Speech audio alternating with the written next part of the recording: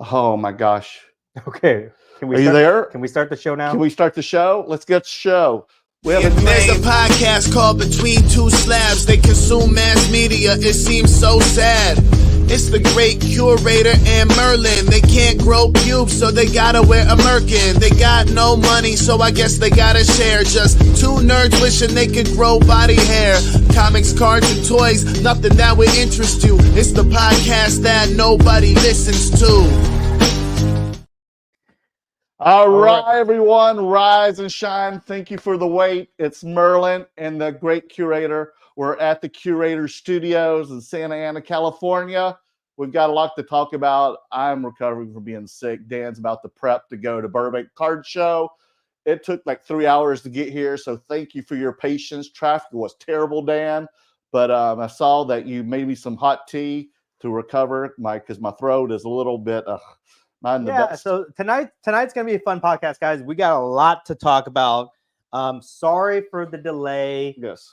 The sound struggle that we had is real, guys. Like for some reason, sound is our biggest troll. The biggest troll that we have is sound. It's in this house. So I don't know what causes it. I'm actually even nervous that nobody's hearing us right now. So if Boris, if you hear us, Oris, give me a thumbs up. If you're people, give us a thumbs up so we know. Please let us know if you can actually hear us, or if we have to just kind of scrap it tonight. Because I'm ready to quit, guys. No, don't quit because I have backup mics.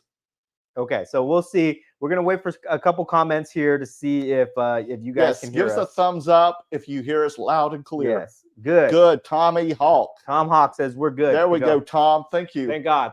From a Tomahawk. Are you a Chiefs fan? Okay. Because look, Dan, I've got my Chiefs Country Roads Mahomes t-shirt on, and I've got my Valentine's suit ready. And I noticed you're like dress fly too. I don't know if they're like. It says looking good from Grams. Okay, I think we got the sound. Thank goodness. Oh, you're laughing at Danny's remark. No, I'm laughing at Zach. Zach said he couldn't hear us, but I think that's just him.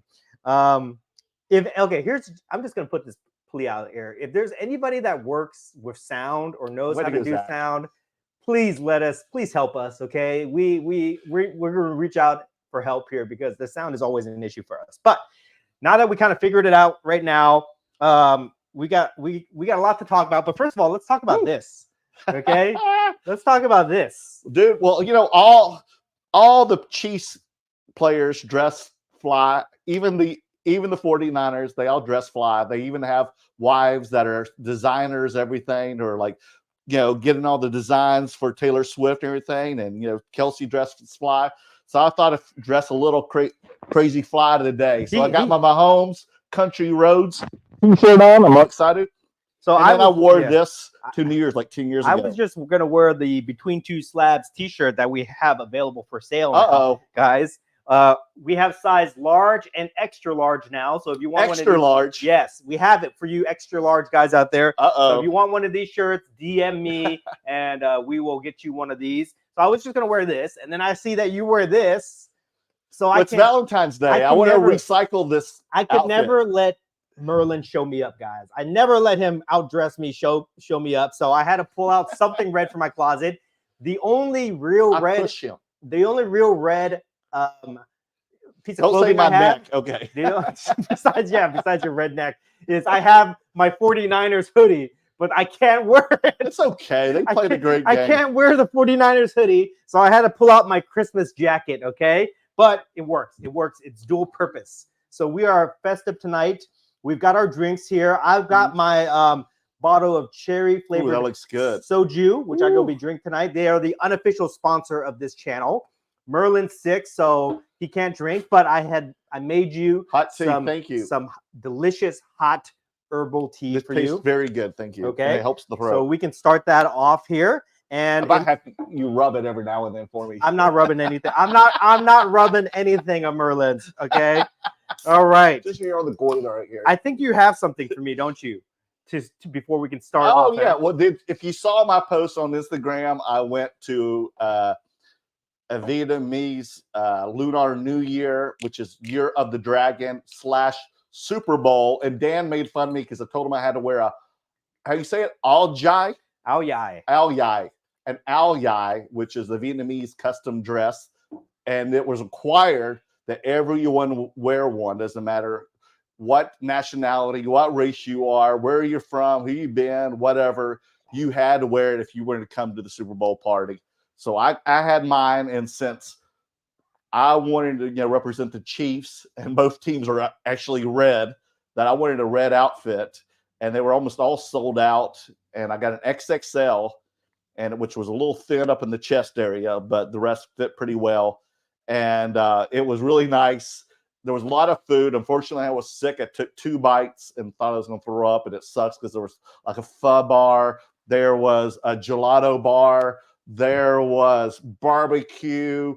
They had dragons. They had fireworks. They had firecrackers. They blessed the house. You had to put money in the dragon's mouth. There was all kinds of fun things. We had a blast. And, of course, our Chiefs won. It was funny because at the house was separated by Chiefs fans and 49ers fans. And the 49ers fans was watching on a monitor that was about a 1 minute delay, early delay. So we had the delay, the Chiefs fans. So I was freaking out. I couldn't enjoy myself in that overtime because I was like, do I hear people outside cheering or not? Why'd you guys have to segregate yourselves like that? I don't know, just the way it happened. Okay. It just, the Chiefs conglomerated in the living room, and it was too cold outside. So anyway, to get in the spirit of Lunar New Year, plus it was daughter's birthday this weekend, a lot of stuff going on. Tomorrow's Valentine's. Can you call it Tet? Can you call it Tet? Tet. Because if you're at a Vietnamese party, you got to call it that. You can't call it Lunar New Year. Okay. Tet. Yeah. That's why I was calling it a Tet Bowl. Yes. I actually called it a Tit Bowl at first. Sorry, guys. But Oh, God. Poor Marie. Marie's so embarrassed. They all thought she was Vietnamese. So I brought you this because I know it's good luck to bring people lunar cards. So, and I thought I might look mighty good in the Ao Yai. Ao Yai. Ao Yai. Ao Yai. Okay, so Merlin. So, guys, if you don't know what Merlin's trying to do, he's trying to give me a red envelope. Okay. Yes. He gave me an actual red envelope. This is technically not what you give somebody. Okay. Right? You give them like a smaller size one. Yes, I know. The ones that they handed out. That's called Lisi. And look, he gave me money, guys. Merlin gave me $1, which symbolizes good luck in our culture. So just so you know what this is. And a coin to the Thai temple that you can get some. Yeah. Here's a coin here. We all have to go. I love the Thai temple. He gave me like a little coin. It's like a little coupon that you can exchange at the temple for food and things like that. Yes. So thank you very much for this. I'm sure you kind of already know what the purpose of this is, but basically in Vietnamese culture, this is called like a lì. Yes. And then it's for the elder people. Always give it to the younger people he wants to rub that as a sign of good luck. Oh, so since Merlin is much older than me, he is my elder. He gives me money, but I don't have to give him shit, guys. He's always giving me shit. Woo! It's gonna be a good year. Okay. Happy 2024. Cheers to that. Year of the dragon. Cheers to that. Okay. So what are you? I'm a dog. I'm a big dog. Okay? You're a dog too? I'm a dog. So we're 12 years apart? Yeah, I guess so. Oh, well, I did not know. They were both dogs. Yep, that's me. Okay. What kind of dogs are we? We good dogs or Snoop dogs? I'm the big dog. Okay. I'm the big dog. All right. So we gotta. I think we're gonna have a very interesting show tonight, guys. I've got a lot on my mind. He does, guys. I've got a lot on my mind that I want to share with you guys tonight. I've got some exciting announcements to make, some projects that I'm going to be working on this year that I think it's going to be cool to share, that I can finally kind of tell you guys a little bit about. We're going to talk about that. We're going to talk about the Burbank card show, which is this week. Merlin will not be there, but I will. So we're going to talk a little bit about that to hype up that show and tell you guys what I'm bringing. And this was in Ontario. So your first time in Ontario. Yes. Last year I was by myself. This time you're going to be by yourself, but with our buddies, of course. And I'm going to show you what I'm going to debut at the Burbank card show. I guarantee nobody will have this there. I am breaking ground again in a new market that will debut at the Burbank new market card show, and I think you're going to be interested because it's right up your alley. And I don't even know what this is yet. No, I'm going to show you. I have it. Okay. I This is a have it. surprise to me. It just came today. Oh, wow. I have it, and I'm going to show it off for you and get your initial reaction. Oh, wow. I'm excited to find Okay. out what this is about. We do have a very interesting topic tonight to talk about on when should you sell your collection. And believe me, guys, it is not what you think it is, okay? The topic of discussion is not what you think it's going to be. I've been thinking about it for a long time. What do you mean cash out like right now? It's a different perspective Okay. on when you should sell. I want to talk about something because I've had some conversations over the last week or so that kind of made me think about that topic. Okay, so that's gonna be the main meat of the conversation tonight.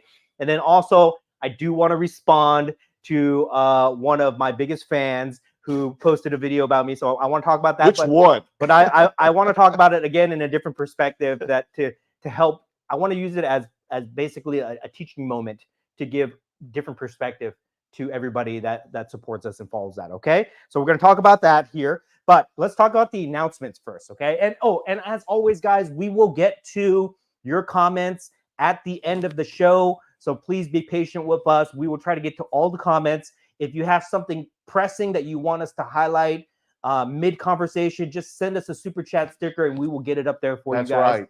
Otherwise, we will try to get to all the comments towards the end for you, okay? We promise. All right, so first announcement that I want to make here is that, do you know who Shattered Comics is? I have heard of him, but I don't know much about it. He's a friend of the show. Shattered Comics, if you guys don't know, his name is Matt Damasi, and he is an artist out of New Hampshire. I've kind of followed his work over the last year and a half, almost 2 years or so.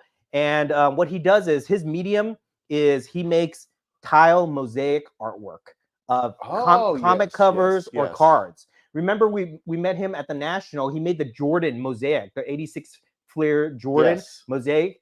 Beautiful artwork, guys. I've been following him for about a year, and I've just started to get to know him a little bit better. We started to kind of develop a relationship, and I learned about him a little bit. And I'm happy to say that we're going to start collabing on some projects this year. Oh, nice. Yes.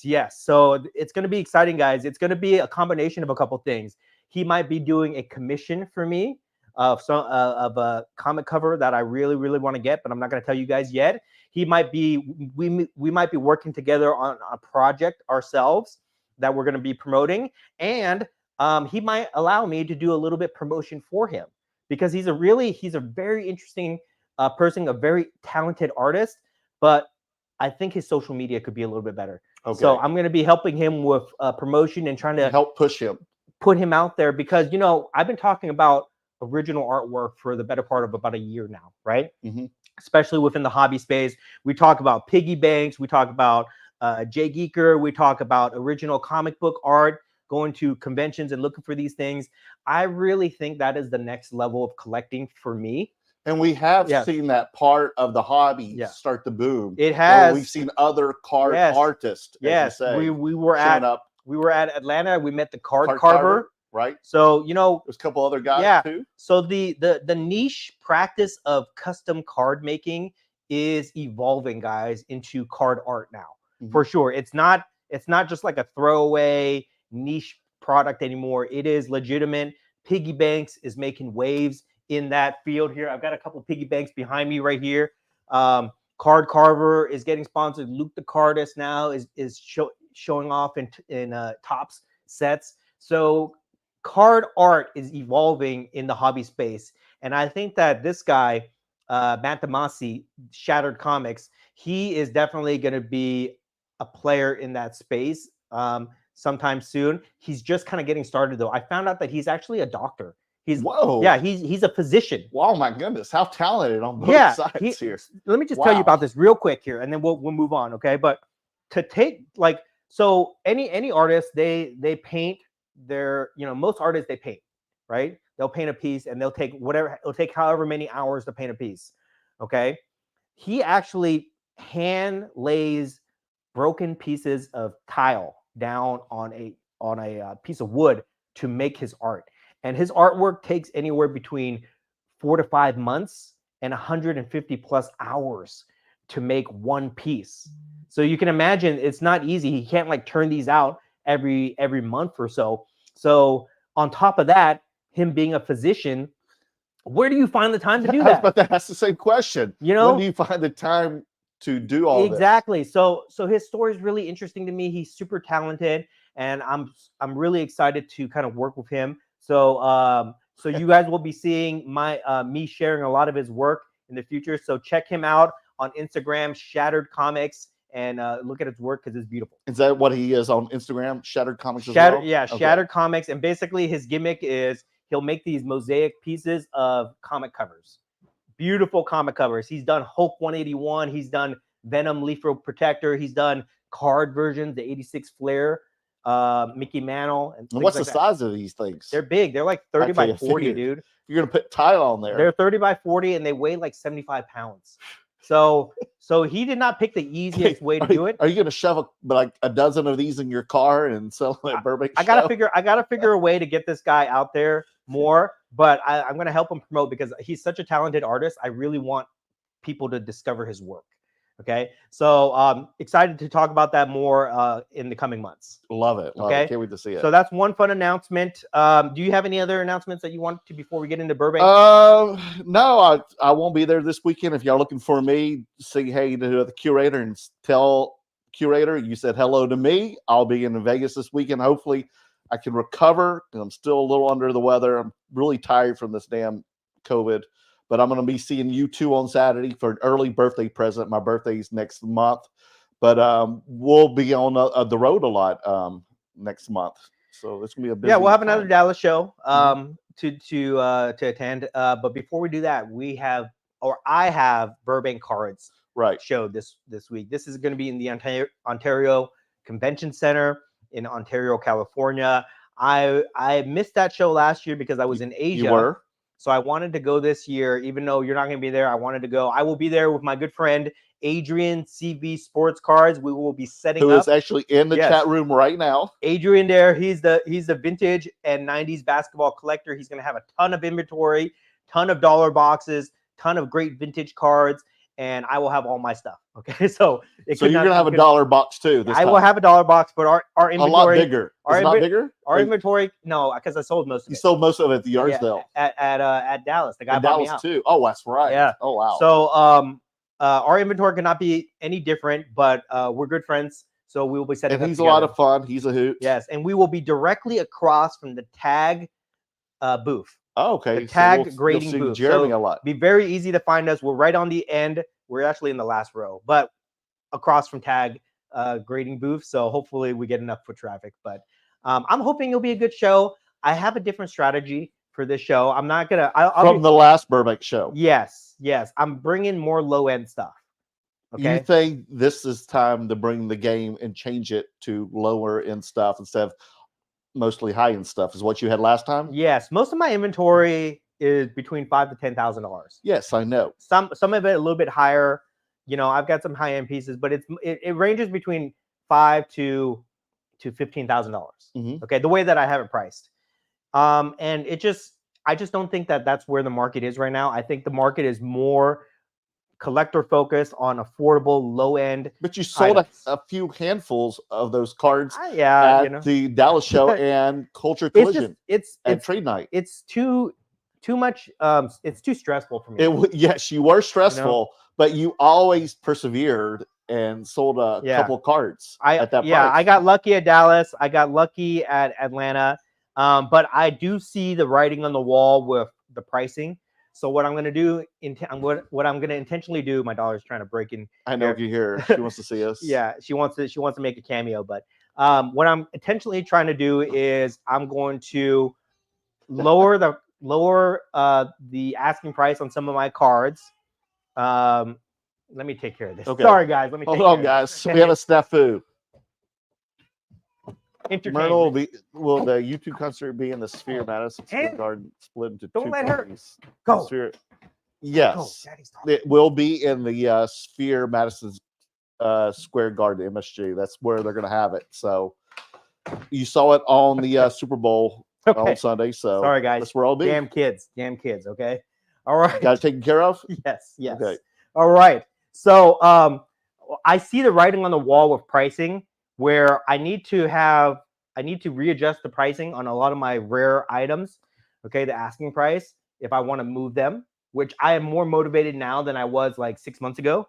So I will adjust the pricing, but also I need to have lower end items, anything in that like $200 and below range, because I see that's where the comfort level is for a lot of people right now in the hobby.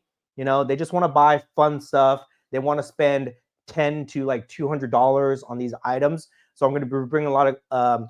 And do you have a lot of this? I have been buying stuff up. Yes. Okay. I have been to buying prepare stuff. yourself. Yes, and you're bringing ammo. Is what you're saying. You've been buying the ammo. And here is where I throw the curveball at you guys. Okay, so primarily I do wrestling, Star Wars, Disney, Marvel type stuff, right? But now, because I've seen the tremendous success that Merlin has been having with the music items, I am buying more music items. Okay, music items that I like though. Right. And I've been buying more. Which is all K-pop. More type 3 photos, because he's been selling the heck of these type 3 photos, which I am not going to slab. I'm going to sell them raw. Yeah, okay? I agree with you on that. But a lot of my stuff, I don't even know why I slab anymore when I sell 70% of the raw photos. The last few shows I've been watching Merlin kill it with these type 3 photos that are not slabbed up. People just feel more comfortable. Type 1s too. People feel more comfortable buying the unslabbed photo versus the slab photo. Right. And my experience bringing my entire slab collection to Dallas last month, where it was so heavy. It was so I brought 4 suitcases, dude. It was so cumbersome to carry these slabs. They don't look like much, but when you have 10 of them, it's heavy. Even dude. 5 is heavy. Yes. So I was just over it at Dallas. I was bubble wrapping them per 5 slabs, and it looked like I was doing a drug deal in a suitcase. I was about to do a coke deal. I was so over the whole thing that I gave all my slabs to Golden Auctions. Like I said, fuck it. I don't care if I make money, if I lose money. I just said, Golden Auctions, take my slabs, send it to auction, because I didn't want to carry it anymore. Right. So I kind of made the decision that I still believe in the photo market. It's still red hot right now. There's still a lot of opportunity to make money. I just don't want to carry inventory anymore. Are you going to have any slabbed ones with you though? Just one. Just one? Because I gave everything away. Okay. So you gave it away? I gave it to Golden Auctions. So Golden Auctions, go buy the slabbed, the type 1 photos and stuff on Golden Auctions right now. Any of them posted right now? Some of them, yeah. Okay. So some of them are in the auction this month. Some of them will be in the pop culture auction next month. Okay, gotcha. Okay, but I just have my Stan Lee photo left, which I will bring to the show. But everything else is just going to be top-loaded photos, which I will have affordably priced anywhere between $50 to like $200, something like that. Mm-hmm. Okay, really cool stuff like Jean-Claude Van Damme, Terminator, a lot of cool stuff, a lot of 80s properties, Power Rangers, things like that. Okay, so that's one thing that I'm going to be bringing that's different. I'm going to be bringing a lot of K-pop cards. I just got a submission in. Where is it? Oh, it's right over there. I just got a 33 card Blackpink submission back. Out of 33 cards, 29 of those cards are PSA 10s. Ooh, yes. Wow. So I just got that back, and they have actually been going up in price lately. From like 3 months ago to now, they've actually doubled in price on eBay. People know what they are, and they want. Yes. So I'm gonna have a lot of Blackpink cards at the show. So, but you already seen that. But here's the unique item that I'm gonna bring, where nobody else will have this at Burbank. I guarantee nobody else at Burbank Card Show will have this item except me. So if you want this, you have to come to my table, okay?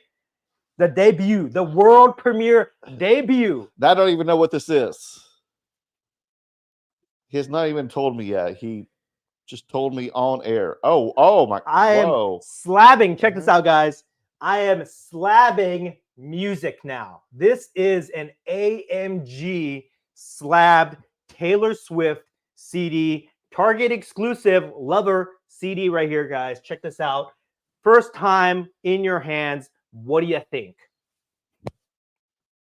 Wow, that's pretty nice. Wait, this is 2019 Taylor Swift Target exclusive. Yes. Love her. It gives you everything. AMG sealed 8.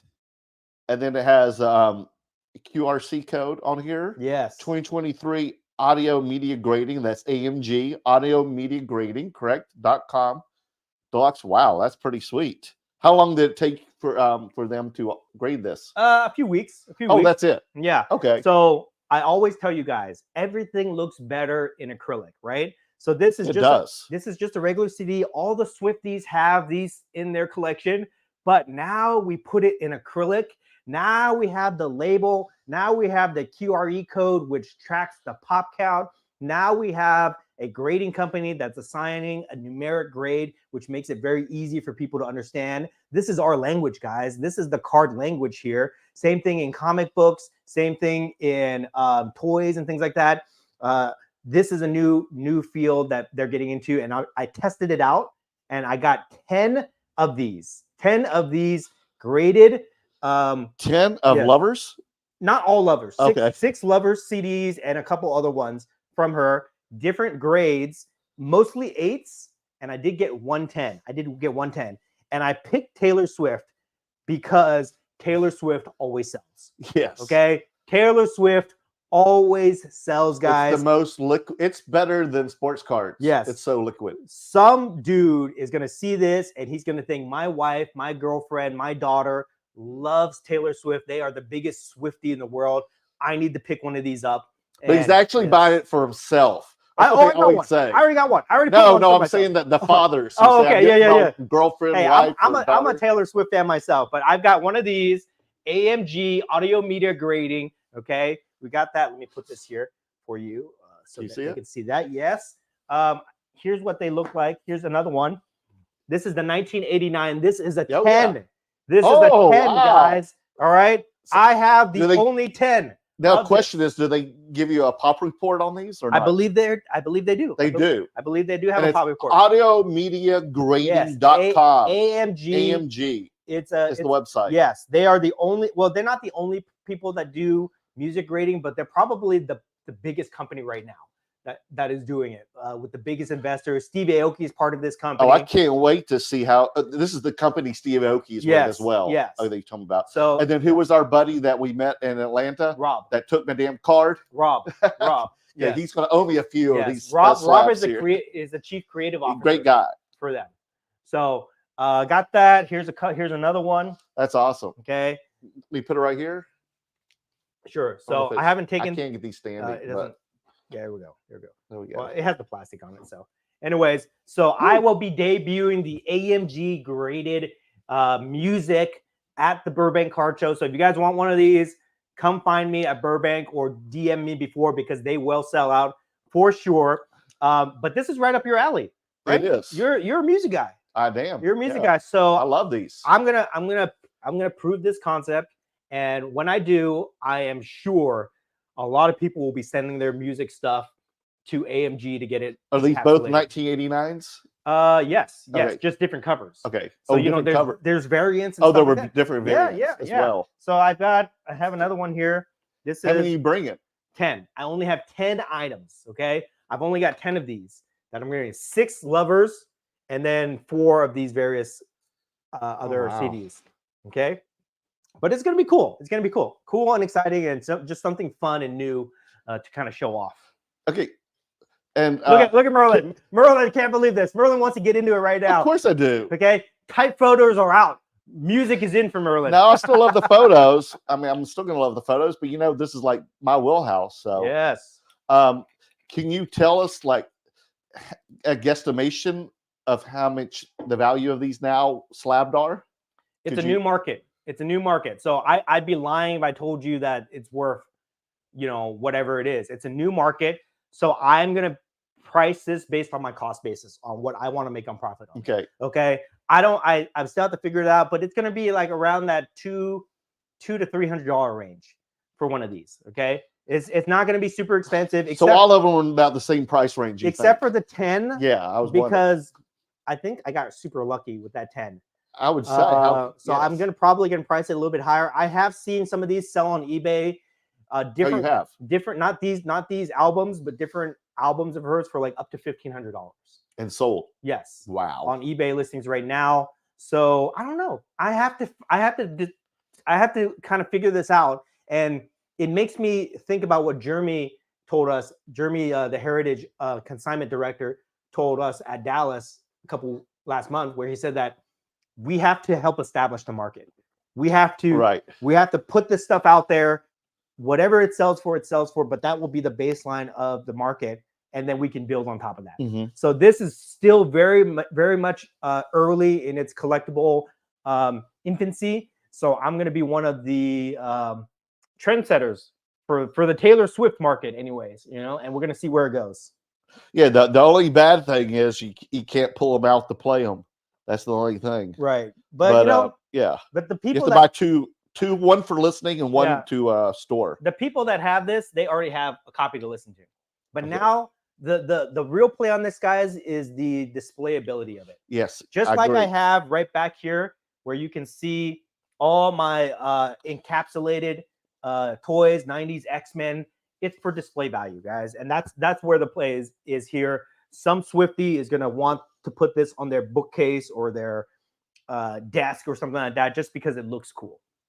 No, when I went to see Greg, Greg's Fun Shop at his office at Gas Trading in Eagle Rock, he has a lot of music too, Slabs, a lot of this as well. But, he's got more like punk stuff from the 70s and 80s. He had even a Sex Pistols still wrap that he found at a flea market, an 8-track of the Sex Pistols. Oh, I guarantee you, people what? People will be sending their vinyls in for sure. Yeah. 8-track. Yeah. Oh, 8-track. Yeah. Cassette tapes. Yeah. All that stuff, guys. It's gonna be wild. A reel to reels. The music market is going to be huge. You're going to see it grow very quick, especially because here I'll just give you my honest assessment of this. Okay. I like music just like everybody else. I like music. Right. But I'm not like, I can't name all these albums. I can't name all these artists like you can. Right. You love music. Yeah. And because I've spent so much time setting up next to you, what I notice at every single show is that people come to your table and they stay and they talk to you for like half an hour, hour about music, guys. Mm-hmm. And it gets to the point where I'm just like, shut up, buy the damn card. He hates that. Okay, go look at my wrestling cards. Look at my awesome cards. Who cares about music? But people love music. You need to also stock up. I'm telling the viewers out here now, but you too. Did you bring any Post Malone? He's super hot too for me. He's my second, because you saw me get wiped out in Dallas with Post Malone. I see Merlin. You should get his albums. Like if it wasn't for music stuff, Merlin wouldn't sell shit, guys. Okay, I'm just gonna tell you that right now. Okay, if it wasn't, even his Type 1 photos, they're all music. The people just buy your music photos. Out of movies like the Godzilla stuff sells 90s well. 90s hip hop stuff, 80s rock, all this crazy stuff. So it's just it resonates with people, and that's why I think the music category is going to be huge for collectors. The only difference here it is. Okay, this is how you got to look at it. You've got people that love music. Mm-hmm. Everybody loves music to a certain extent. Yes. Okay, and then you have the people that collect graded items. Mm-hmm. Okay, not everybody understands graded items. It's a relatively new category. Yes. Right, but to us card collectors, we understand it. But to other people like comic collectors, toy collectors, it's still relatively new to them. Music will be the same thing. Mm-hmm. Okay. You have a lot of people that love music, but they don't understand why they want to have graded music.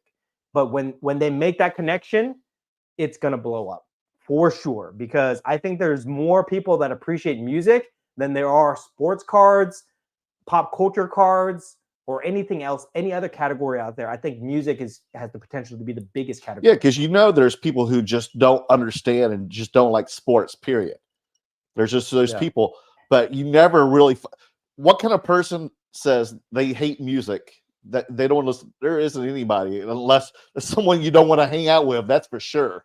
That's a fun person. Even a casual music fan like me, I can appreciate all sorts of different types of music. Yes. I do a lot of the Blackpink stuff. I went to a Blackpink concert. You did. That's hilarious. And just wait, guys. Wait until I start slabbing the Blackpink CDs. And I heard you even went to an Eagles concert once. I did. My wife loves music. Yes. My wife. Who doesn't? My wife loves music. But it's universal.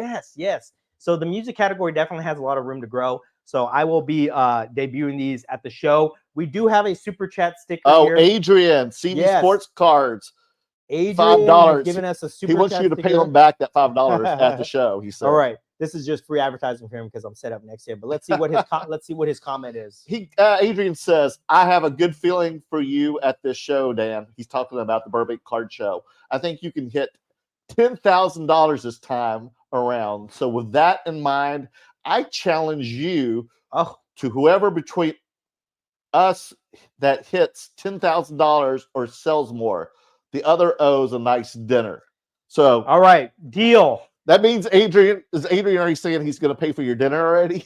We'll see. We'll see. Are you going to pay for Adrian? You know, Adrian has vintage inventory. He's got vintage baseball and 90s inserts, Michael Jordan cards.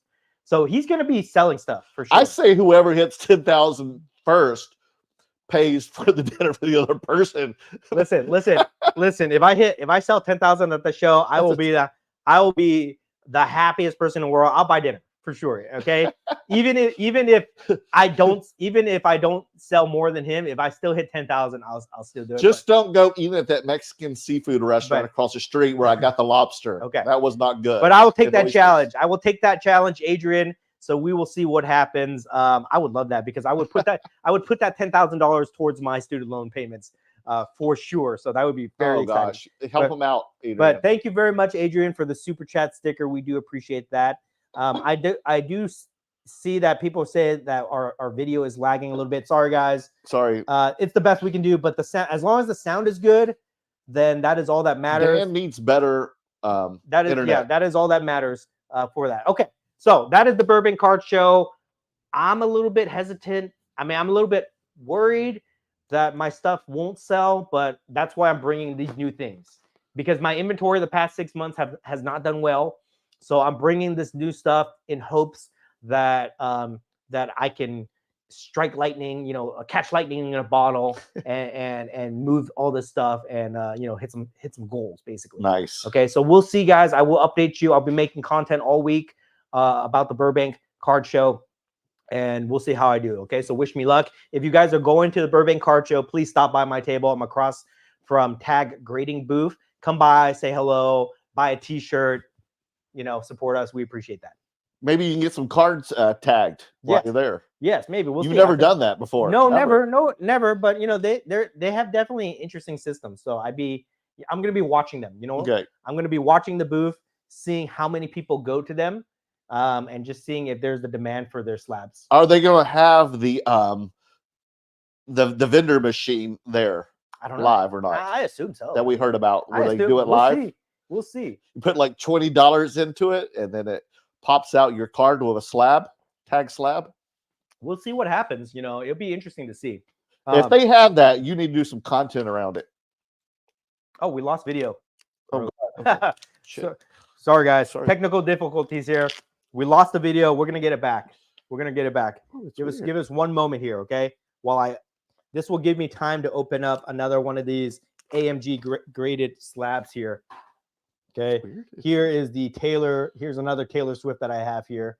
What is this? What is this one called? Speak Now. Speak Now, Taylor's version, right there. Okay, I'm gonna open up another one for you guys. Okay, let me know Zach says. Let me get to this question here. Who's hotter, Taylor Swift right now? Think you will do well. You still have the Kobe Platinum portraits? If so, that should sell. Yes, I do have the Kobe Platinum portraits, which I will try to sell, but I got to get my price on it, guys. Okay, I'm not going to wholesale it to any flipper or anything like that because the story will not be complete unless I get my number on that. And the number is currently over 5,000. That's what I want for that card. All right, how are we doing on that, Merlin? We have actually need you to okay. We gotta put it back in here. That's what she said. Okay. Make this okay. Okay, are we back? Let us know if the sound is good, guys. That's weird. I don't know why. Let us know if the sound is good. I hope Adrian didn't try to call me again. Yeah, I'm sure that was Adrian just fucking with us. Okay, sound good? Sound good? Give us a thumbs up if the sound is good, guys. Okay, while I try to get this last Taylor Swift slab open right now.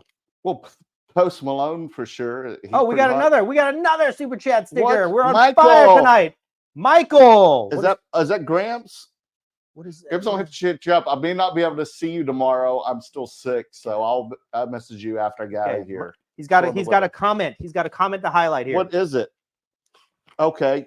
Gramps and Merlin, have a great time at you too. Gramps and Mrs. Gramps jealous. We'll talk about when I see you next time. I'm jealous of your Burbank. I wish I could hang out with you guys. But let me know when y'all are around next time. Hopefully Dallas or something. We can all go out. I missing you this week. So say hello. All right. Gramps will be at Burbank. I get to see Gramps again. I know. Very You're going to try to tenderize him again? I'm trying to get him to buy my super fractor. That's what I'm trying to do here. Okay. Well, all those people will be back. We'll see. You'll see Prism God. Oh yeah, I see all those people. I'll see all the usual faces. Is Joe's got baseball cards? Will be I don't here? think Will so. Jeff be here?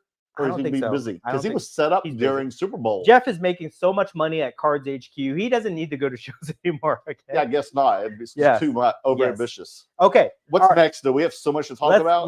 Let's move on to the next topic here, which I'm going to try to keep this topic. I'm going to try to keep this topic brief for you guys, because I know not everybody wants to hear this. Some people do. I know Denny wants to talk about this. Is this the spicy stuff now? This is the spicy section, right? This is where we're gonna piss off a couple people, but I think it needs to be addressed a little bit, because I'm gonna use it as a teachable moment for everybody here. I think there's something that we can all learn from this, and I hope that by the end of this segment, it will give somebody a little bit of better perspective on the hobby. Okay. So I think you guys already know what this is basically about. This is going to be. I think the viewers even know. I think the viewers know. Some of them do. Not honestly, probably most of them do not know. I knew this weekend, and I wanted to tell you, but I didn't want to tell you because you had so much going on. I didn't want to put rain on your parade. So what he's talking about, guys, is basically another one of those stupid trolls. It made a whole video. They were triggered by what we talked about last week about gatekeeping bad actors in the hobby. If you guys don't remember, last week I was talking about how everybody was always trying to make these guys are always trying to make fun of me for being a gatekeeper in the hobby, as if gatekeeping bad actors in the hobby is a bad thing, right? Mm-hmm. As if it's bad to allow people to go into the hobby and take advantage of us, and I'm not talking about like necessarily fraudulent activity. I'm just talking about like non-paying bidders, okay, or shield bidding, or taking advantage of new people who don't know how to value cards. Mm-hmm. Bad actors, okay. And for the longest time, early in my content, I always talked about having a high standard of conduct within the hobby, that we hold each other accountable, like an unwritten rule, like gentleman investor is what I used to call. Yes, I remember. Is the term I used to use. Being a gentleman investor, treating people with respect, kindness, and helping people. And when you do that, you set a standard, a high bar, a standard of conduct in the hobby that will gatekeep bad actors. Okay. Right? And then those stupid trolls, they basically took it out of context and trying to say that I'm trying to keep people out of the hobby, as if anybody would ever do that. Right? As if anything in my content ever speaks or conveys that type of message, which is total bullshit. You're kicking the people out of the hobby? Apparently, to these guys. And did they have an example? No, they don't. Because they just make up this bullshit. So anyways, we briefly mentioned that last week for like 3-minute segment, 5-minute segment.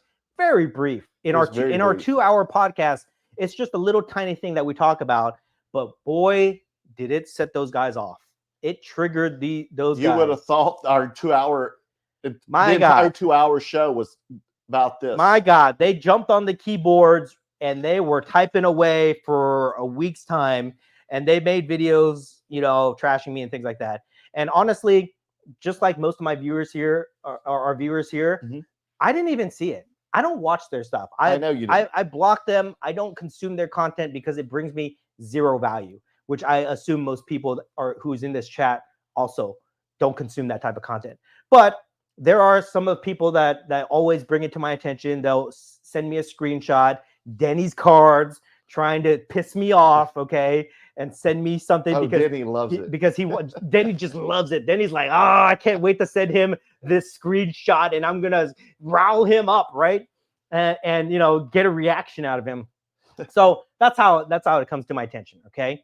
And the goal of that type of content is they want me to react to it the way that they react to our content.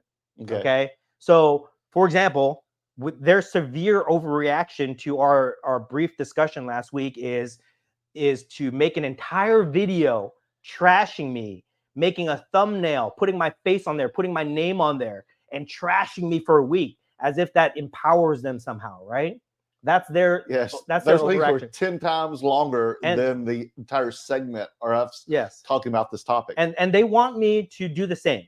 They want me to engage and keep the conversation going and do the same. Oh, they think they've started a tennis tournament here. But honestly, guys, it's like you serve them, they volley it back over the net, and they want you to continue volleying it back and forth. Yes, but I'm not going to do that. I've said it many times that I obviously I've taken over their platform. My face is all over their page. They talk about me, right? I have commandeered their platform, and that's fine. If they want to do that, that's their choice. If they get followers off of that, and views, fine, whatever, that's them. But for me, I'm not going to let them do that to us. Like I don't like in our conversation tonight, in our thumbnail, we don't put their face, we don't put their name, we don't put responding to this person. This is just a small segment for us, okay? Just because at some point we have to respond because it becomes so disrespectful that we have to respond to a certain extent. But we don't let them take over our platform at all, right? And I'm not gonna lower myself to go back at them the way that they're coming at me, okay? Because I just don't see value in it. Mm-hmm. Honestly, these guys have been doing it for like 2 years now, 2-3 years now. They've been trying to cancel me. That it just falls on deaf ears now. You know, it like these guys are strangers to me. That's what people have to understand. They are strangers.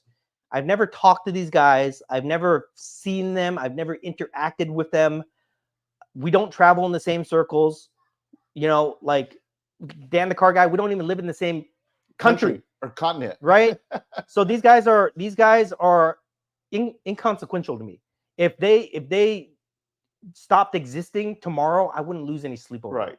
You know what I mean? So whatever they say, it doesn't bother me. But I think that it's interesting that they keep doing this, and I want to bring this perspective because I love to always look at things differently, right? From every hobby story that we look at, I always want to look at things differently. And I've been thinking about this. Oh, we lost it again. God damn, what's it? Okay, so weird. Oh no, it popped up. Okay, hold on. I got to get this back in here. Sorry, guys. Okay, got it. There it goes. Woo. So here's my perspective that I want people to kind of think about. Okay, you don't have to agree with it. You don't have to understand it, but I want you to think about this. All right, let me give you some context. The one thing that everybody has, the one thing that is equal in the world, it doesn't matter who you are, is time. Mm-hmm. Everybody has 24 hours out of the day. Right. 7 days a week, 365 days a year, right? Right. Everybody has time. Everybody allocates time differently. We have sleep, we have work, we have, hygiene, eating, going to the bathroom, social time, leisure time, right? Mm-hmm. We all allocate our time in similar fashions, all right? And I think that we can all agree for like 90% of the hobby, people that don't work full time or don't have businesses like you and me inside the hobby, 90% of people use the hobby as leisure, right? We do it for fun. And we have a very limited amount of time. Out of 24 hours a day, some people, maybe 2 hours, if that, maybe 2 to 3 hours, if that, a day that they allocate in the hobby. That's probably being very generous. Okay. So think about that. How much time do we each allocate in the hobby every day? And when we allocate our time, our leisure time in the hobby, what do? Some people will scroll eBay. Some people will organize their cards, top load their cards. Some people will so true. Some people will have a podcast like us, make content. Most people will consume content, watch different things like you guys who are watching at home. But we we do different things within the hobby space. Okay. Mhm. You and me, we make a lot of content. We go to shows, we buy, sell, trade, all that stuff. You guys see it, right? Now, imagine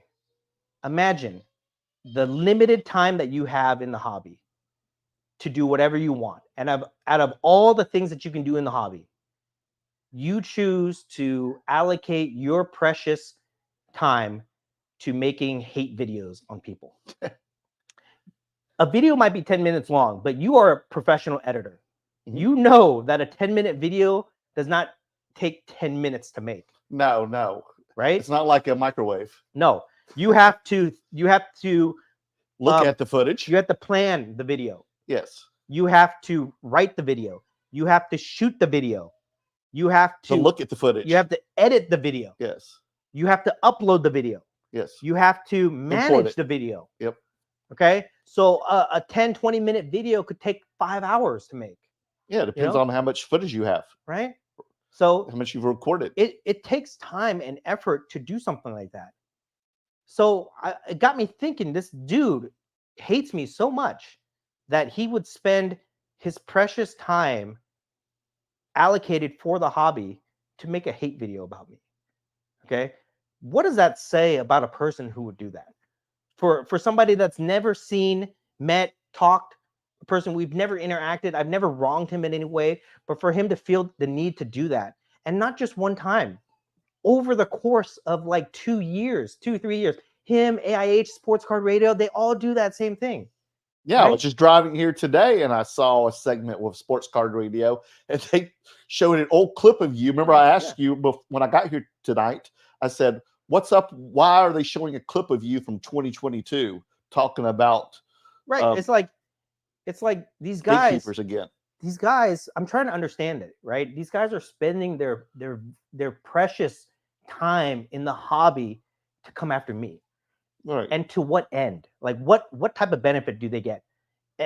Are they think they're going to make a name for themselves coming after me? I guess so. I'm not Ken Golden. I don't own. Well, I guess you know how Taylor Swift feels now. No, I'm not Jeff Wilson. I don't own a card shop. I'm a dude in the hobby. No, he definitely gets raked across the coals for sure. Like I'm not a public, I just don't think of myself as a public figure.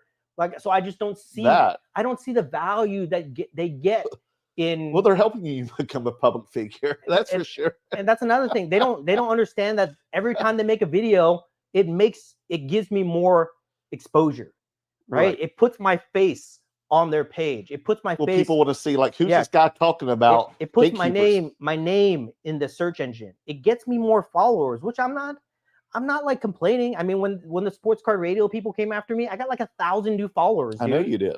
So and their stuff, their accusations are so ridiculous that anybody that views my content knows that they're stupid.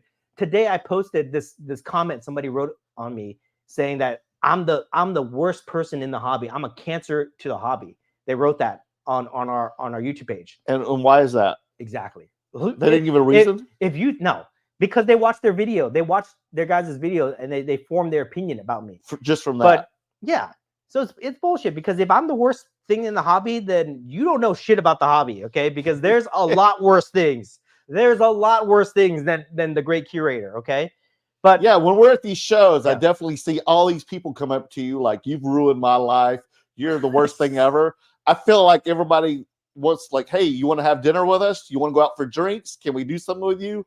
And we're up till like 4 a.m. talking to people all nonstop. So I just don't understand how these guys can spend their valuable time coming after me.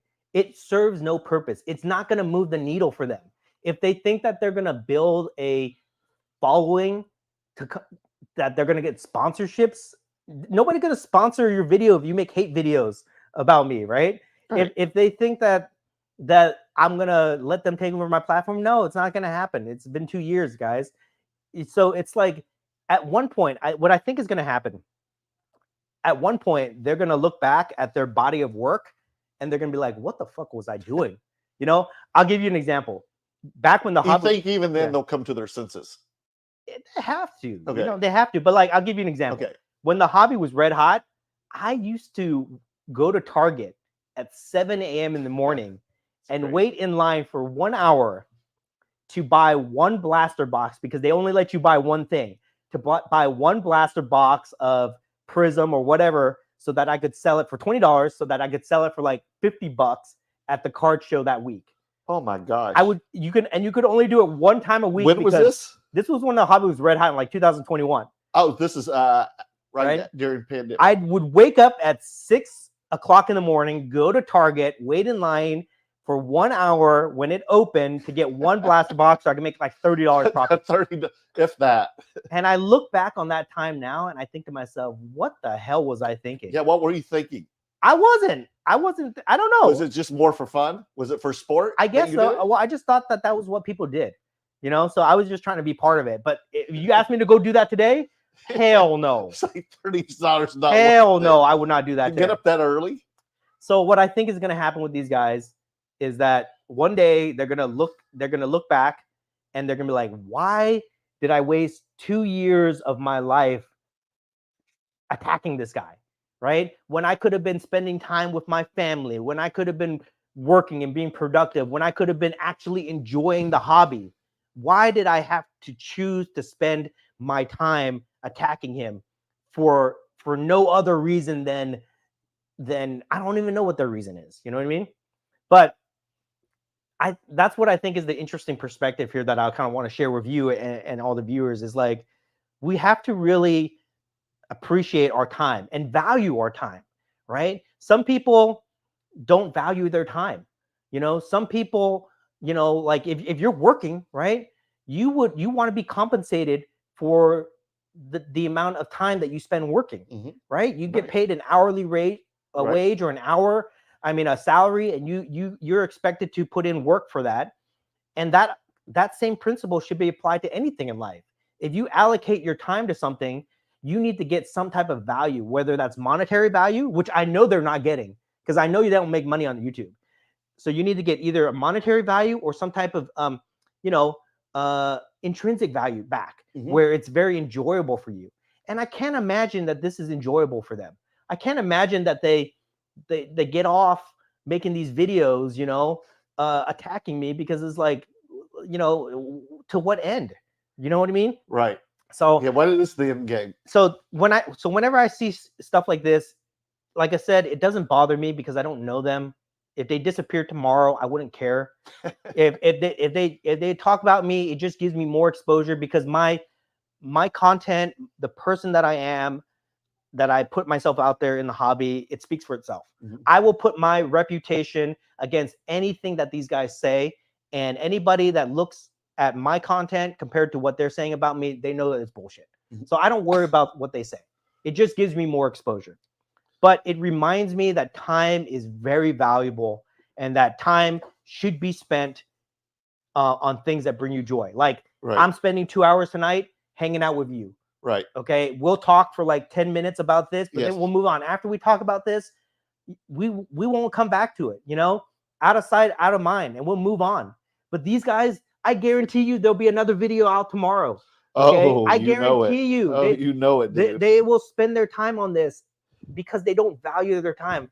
Honestly, I think it's pathetic. It's inevitable. It's going to happen regardless. I think it's a really pathetic way for these guys to spend their time, and I think one day they're gonna wake up and realize, wow, that was a waste. That was really wasteful. What was I thinking? Okay. You've already given them 10 minutes of your time. and I'm going to wrap it up right now. Okay. And I'm not going to say anything else about this, but the teachable moment here is that we should all value our time. Yes. And if you're not doing things where your time is valued, then you should rethink about the things that you're doing. Okay. Essentially. But I'm going to turn it over to you, because I want to hear your perspective on this, because you've been caught somewhat in the middle of these feuds, of these people.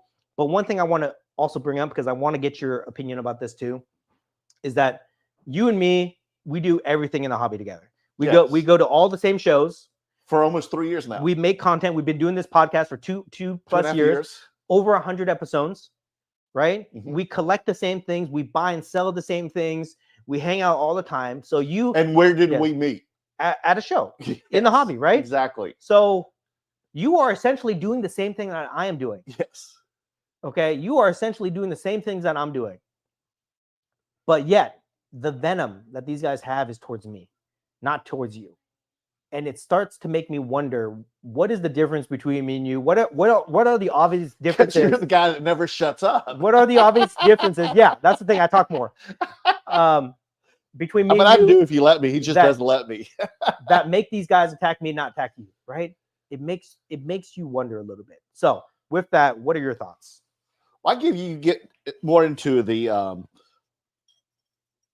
educational part of it for investing more than I do. I kind of just talk more about the hobby, but I do know that you love this hobby. This is why you do it. You're not doing it to end all the other stuff you're doing, all your other investments, your job.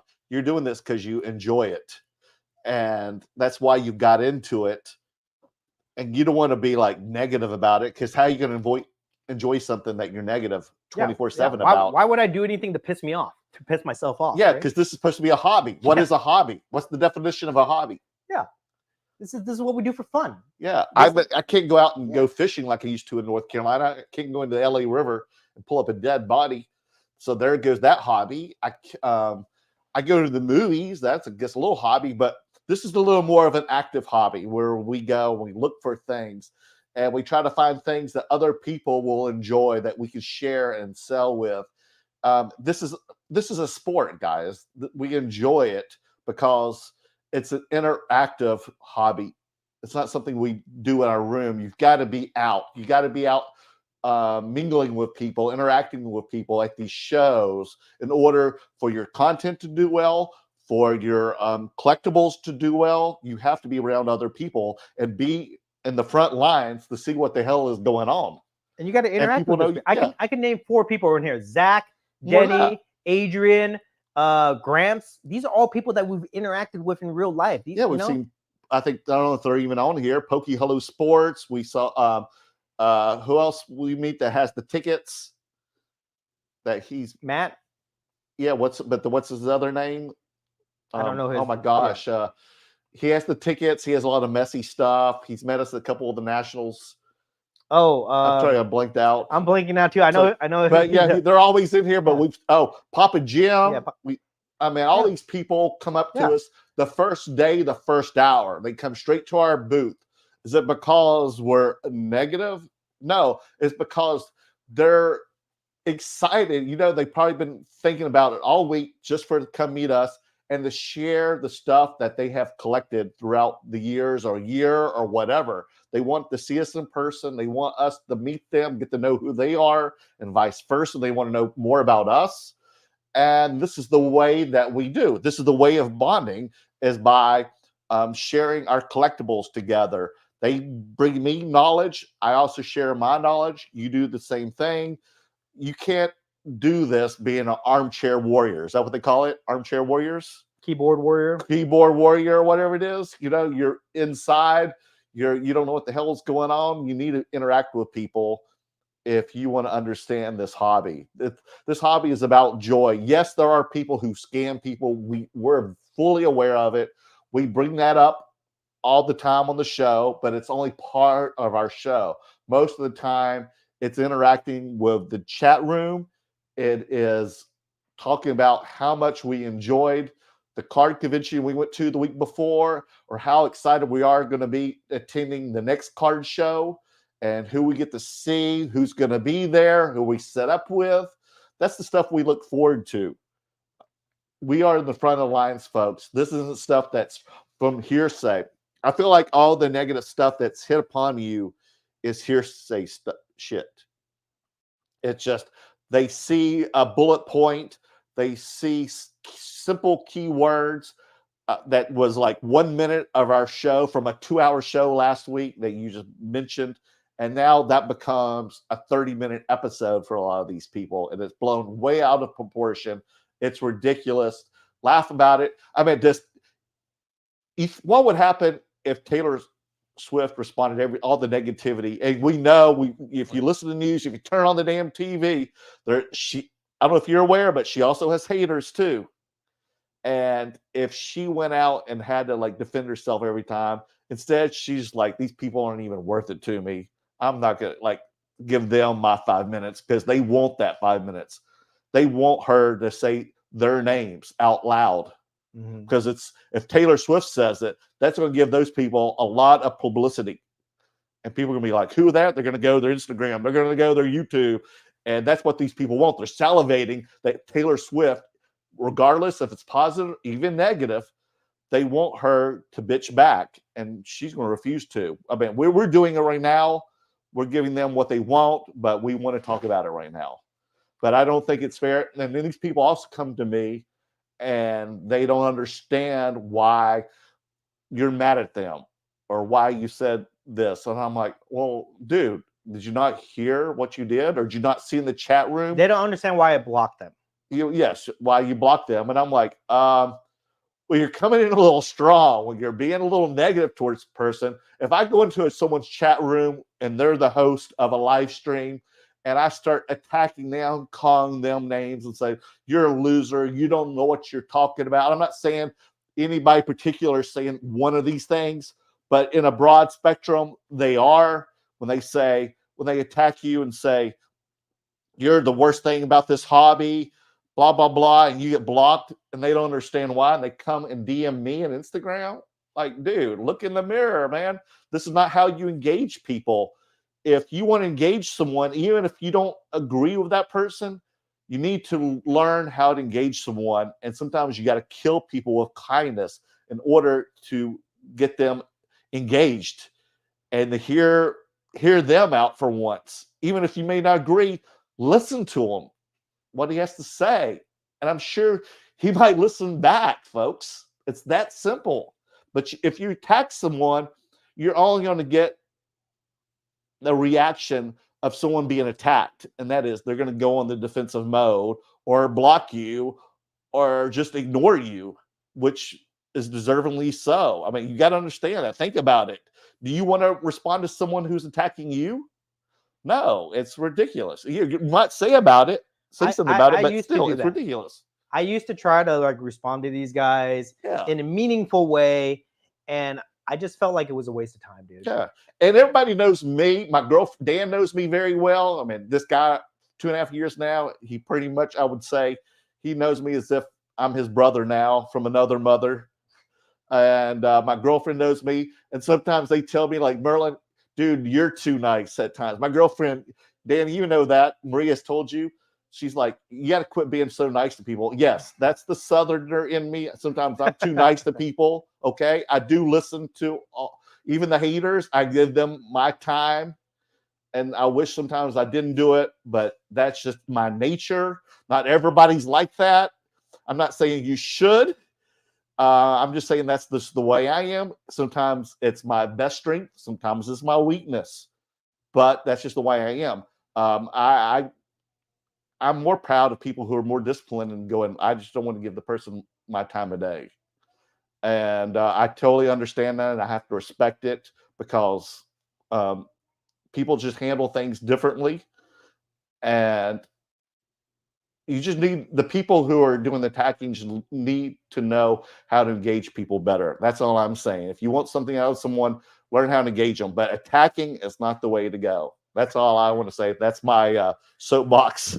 I think any other questions you want to ask me? These people should just find a better use of their time. You know, like if you really don't like anything that we do, any of our content, you don't have to consume it. You don't have to watch it. You know? No, you don't have to. Yeah, that's exactly right. You don't have to watch it. There are a million channels on YouTube. Yeah. There's a million channels now on cable. And the thing was, you know what was weird? Because I was listening to some people, you know, Jon Stewart last night debuted back on the Daily Show, after like 10 years or something. And people got, I know this is a political thing or whatever, but I just want to use this as a good example. But he attacked both, or he made jokes about both parties. So, of course, there's snowflakes on both ends. That's just the way it is. There are people there are good people on both sides, and there are bad people on both sides of politics. That's just the way it is. And people were hurt because, you know, they understand he's a Democrat, you know. Let's not get too much into politics. I don't want to, no, but this is a good example. I want to use the good example.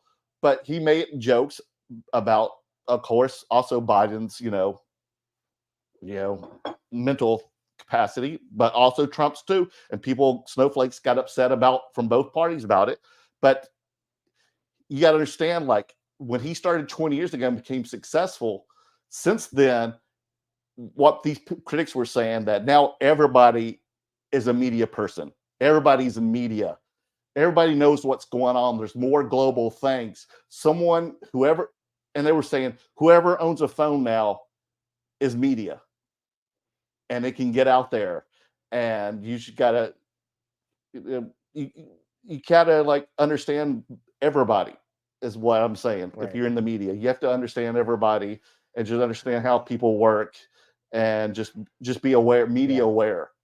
So just to kind of sum this up, and then we're going to move on to the main topic tonight, guys. Believe it or not, we're going to move on to the main topic. Topics too. Yes. Just to sum this up, guys, I think that, you know, if you find yourself doing things to make yourself upset, just reconsider how you spend your time. Okay. Find things that bring you value in your life, whether it's monetary or personal enjoyment or anything like that. Find things to bring you some type of value and not upset you. And that's how you should spend your time. And especially within the context of the hobby, where we all have limited time allocated to this leisure activity, don't waste it on things that upset you, guys. Right. That's my biggest takeaway. And just from this, like, if you're mad at someone, then know their full story. Right. Know really what you're getting mad about. Right. Is also my point too. Right. And believe me, guys, all these videos that these guys make of me, they don't fucking hurt me, dude. They bounce off me like bullets bounce off Superman, okay? Maybe a year ago when I was a little bit like softer skin, okay, and I had a little bit less following, but I'm at that stage now where they can't fucking do anything. So you say you have rhino skin right now? They've been trying to cancel me for 2 years, Merlin. Oh my God. They can't get me. And believe me, I'm about to hit 25,000 followers on Instagram. When I hit 30,000, then you're gonna see the receipts come out, okay? But until then, none of this stuff bothers me, guys. So don't worry. You don't have to share anything with me. Don't worry about these stories. These guys, I just hope that one day they'll realize that there's probably a better use of their time. I mean, and I thought our show was all about just being happy, everybody having a good time. That's what it's all about. I have a great time. This show isn't about us trying to make a huge profit off anything. It's us just sharing. That's what the story. I always have a great time with you. I had a great time in Dallas. I had a great time in Atlanta. I have a great time every Tuesday for 2 hours. I have a great time hanging out with you, talking about hobby related stuff. Yeah, I hated hanging out with you. I've come excuses not to hang out with you. Yeah. Yeah. There's 100 other things to do besides spending 3 hours of drive down here to Santa Ana tonight to be here. And that's what it's about. It's about getting value for your time. Because you get value for your time here, you don't mind driving in traffic. No. Right? No. You don't mind spending money on certain things, on equipment to shoot these things, because we enjoy it. We're having so much fun, guys. So that's why we do it. You know, but I don't think it's the same for those guys. I think they're really twisted in the head, and they're wasting their time, and whatever potential that they have, you know, it's misdirected. Mm-hmm. Okay, so that's all we're gonna say about that. Let's get into the real topic of discussion tonight here. Oh wow. Okay, I know that was heavy, guys. So we're gonna try to, but this next topic is gonna be equally as heavy. Okay, equally as heavy because it's more philosophical. Oh, froze. Okay. Yeah, we've been lagging, but you know, it'll work itself out. As long as the sound is good. Okay. Okay. I've been thinking lately. Okay. I've been thinking about when a person should sell their collection. I forgot about the topic of tonight. The main topic of discussion tonight, guys, is I forgot about it. When you should sell your collection. And I'm not talking about timing the market. I'm not talking about that at all. I don't care. I'm not talking about selling it for profit, selling for loss, selling for liquidation. None of that stuff. I'm posing the question: when should you sell your collection in your life?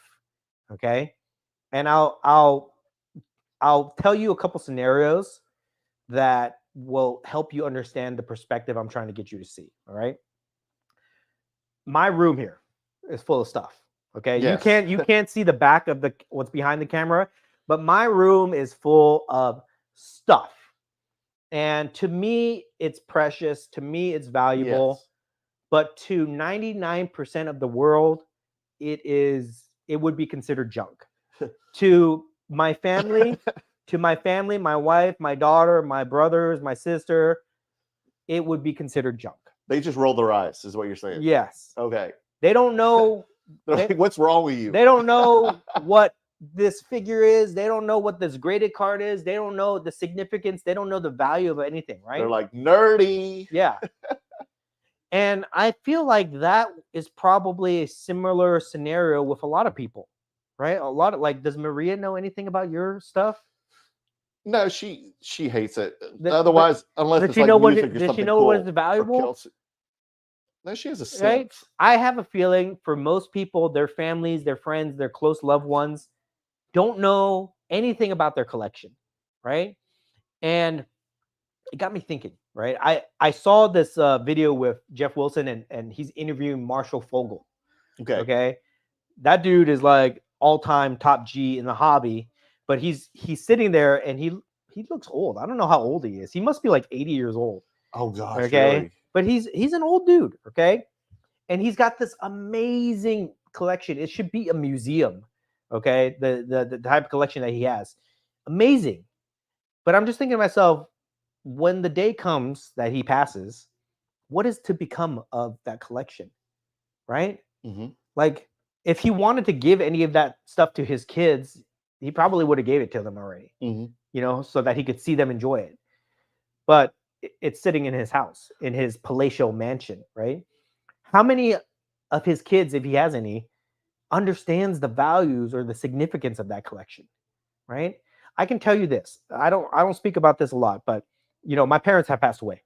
Okay. And when my parents passed away, my mom, I get my collecting gene from my mom. Okay. She collected antiques. She loved antiques. When my parents passed away, the responsibility fell on me to go through their collection and get rid of it. And we had to have an estate sale.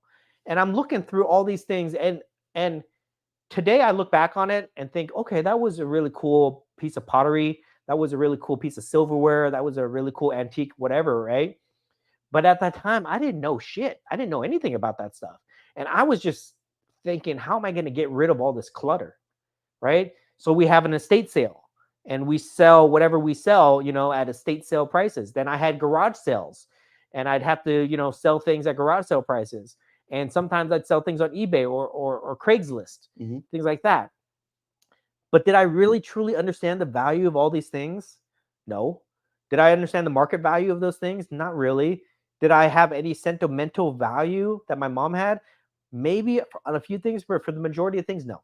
It was just a matter of just liquidating it and getting what I can get out of it. And I would imagine that would be the similar situation for many people. Okay? If I were to pass away today, my family would liquidate all my stuff. I guarantee they wouldn't know the value of it. They probably get 10 cents, 20 cents on the dollar. They put $5 down on everything at a yard sale. Some like fucking flipper dude will come in here and be like, I'll buy everything out, but I'll buy it at like 30% value because I gotta do the work to sell it, right? Yeah. It happens all the time. People buy people's collections all the time at like 50% or less value. It happens all the time, guys, right?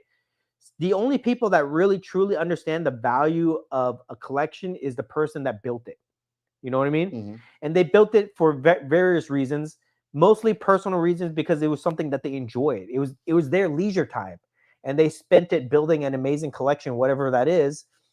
But if you hold it till the day you die, you think you're going to pass it down to your kids or your family member, your wife. They don't have the same appreciation for it that individual does, that person does, right? So the question is, when do you sell your collection? Is your idea to have this collection to be a retirement or to be something that you can pass down to your kids? And if so, do they appreciate it? Most of the time they don't, right? Maybe a couple select pieces, like with Marshall Fogel, for example. If he passed down his Mickey Mantle PSA 10, I'm sure they would appreciate that. Oh, he has one. Yes, he has one. Oh my one gosh. of the three. Oh, it exists, and he has one. Wow. I'm sure they would appreciate that. I'm sure they would keep it in the family, whatever. But 99% of the other stuff that he has in his house, would they want that? I guarantee you they wouldn't. Don't even know what it is. I guarantee you they would not want to inherit all those items, and their spouses would not allow those items to be displayed in their house. It would end up in a storage unit, or it would end up at a sale. Heritage auctions would go in there and they would sell everything, Right. whatever, right? Mhm. Believe me, these auction houses are chomping at the bit, licking their chops to get their hands on a collection like that. Marshall Fogel collection. Yes, but do you want that? Is that what the individual wants? You think Marshall Fogel would, sit there looking down from heaven and be okay with like consignment directors going through his shit, and listing it at no reserve? You think he's even thought about it? Listing it at $100, no reserve on an auction? I don't think so, dude. Because our collection is very personal to us. So again, the question is, when do you sell your collection? Do you wait till you die and you let somebody else deal with it? It's more of a burden than anything. Believe me, I lived it with my own parents. You did. It's more of a burden than anything. You did too. I have too. Yeah. You did too. Yes. So it's more of a burden than anything. Or do you, who is in the best position to sell those to get maximum value, do you do it before something happens to you, right? When is the best time to sell your collection? What do you think? It just depends what you want to do with it. If you don't have any heirs to your family, then you might want to sell it before you die and can use that money to go on vacations and enjoy it leisurely. Or you sell, or if you do have a family like you do, like a daughter, you could probably sell some of it and then leave some for her. Right. But very little, because like you said, she may not know what to do with this, or just give her a business card to whoever representative to whatever auction house. This is what I would do. Okay. Okay. When my daughter's 4 years old, Emily's 4 years old, when she becomes an adult, I would let her take whatever she wants. I would say, this is my collection. You can take whatever you want. Whatever you think is cool, has sentimental value, you can take it. It's yours. Okay. I would give it to her right away. But I don't think a lot of people do that. I think a lot of people hang on to it till the end. You know what I mean? No, they still have that drive. Yeah, Yes. they still have that hobbyist or collector's. So it makes me think, because for me, the biggest enjoyment I get in the hobby is the activity. Searching for something on eBay, buying something, beating people out, getting a raw card, grading it, Right. searching a card shop and finding a treasure, things like that. Like, I love the activity. I love the process of collecting. Honestly, when I buy something, I just put it on a shelf and it looks nice, but it just sits on the shelf, collects dust. You know what I mean? And honestly, if I could liquidate all my stuff right now and I have a fistful of cash that I could use to go buy more stuff, I would do it in a heartbeat. You know what I mean? Because I love the process of it. That's how I view the hobby. Other people view it differently. They view it as they really want the possession, and they love the possession. Right. They love the item so much that they can't bear to part with it. And that's okay too. Mm-hmm. But then again, it's like, if you can't let go at a certain point of your life, then probably things are going to happen to that collection that you don't want to happen. You know what I mean? And I think that, because I've dealt with enough people passing away, in my professional life and in my personal life, that I see the process. I see that it can be very burdensome for people to have to sort things out. Mm-hmm. And it can be a situation where it just becomes like, the primary goal is not to get as much money as you can, but just to get rid of it. You know what I mean? Mm-hmm. Like, you hear those stories of, oh, I found my grandfather's private collection in the attic, and I'm going to send it to auction, and I'm going to make $1 million. You hear stories like that, but most of the time, like, I would say like 99% of the time, it's more like, I found my dad's or grandpa's old collection and I had an estate sale, and I had somebody else price it at $5, $10 or whatever, and they sold everything, and you hear more stories of guys who go to estate sales and say, oh, I got a Mickey Mantle rookie card. I met some guy at Atlanta who told me that he met some lady who said that her husband died and had a baseball collection. So he went to her house, and he had a huge collection. He had 2 Mickey Mantle cards in there, 2 Mickey Mantle rookie cards in there, probably $100,000 worth. He sold that. He sold everything for $100,000. He bought it from that lady for $15,000. Okay, and he made the money on the back end doing the work, Okay. selling it. But do you think that her husband would have been happy if he knew that she sold his No. collection for $15,000 and there were 2 Mickey Mantle cards in there, probably worth $60,000? You No. think that he would have been happy? I don't No, think he's so. rolling around in his grave. I saw another story of this guy on TikTok who does luxury watches. And he says he had a store.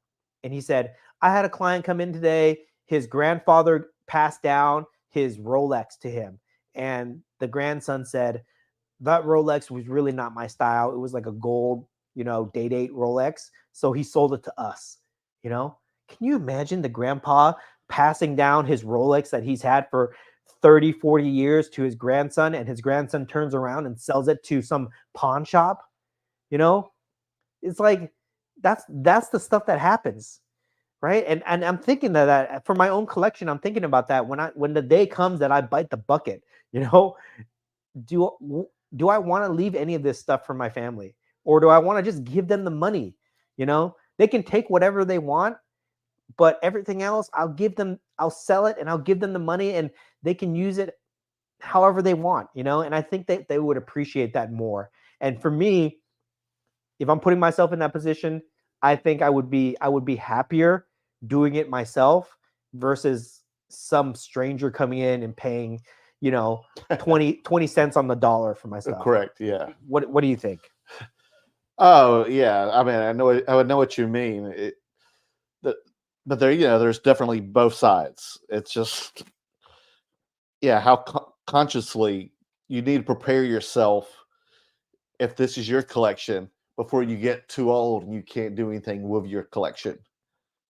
But right now, you're very young. You're a very young man. Your family's young, and but one day you're gonna have to decide, okay, how long I'm going to keep this stuff? How long am I going to keep it? And which ones do I want to keep?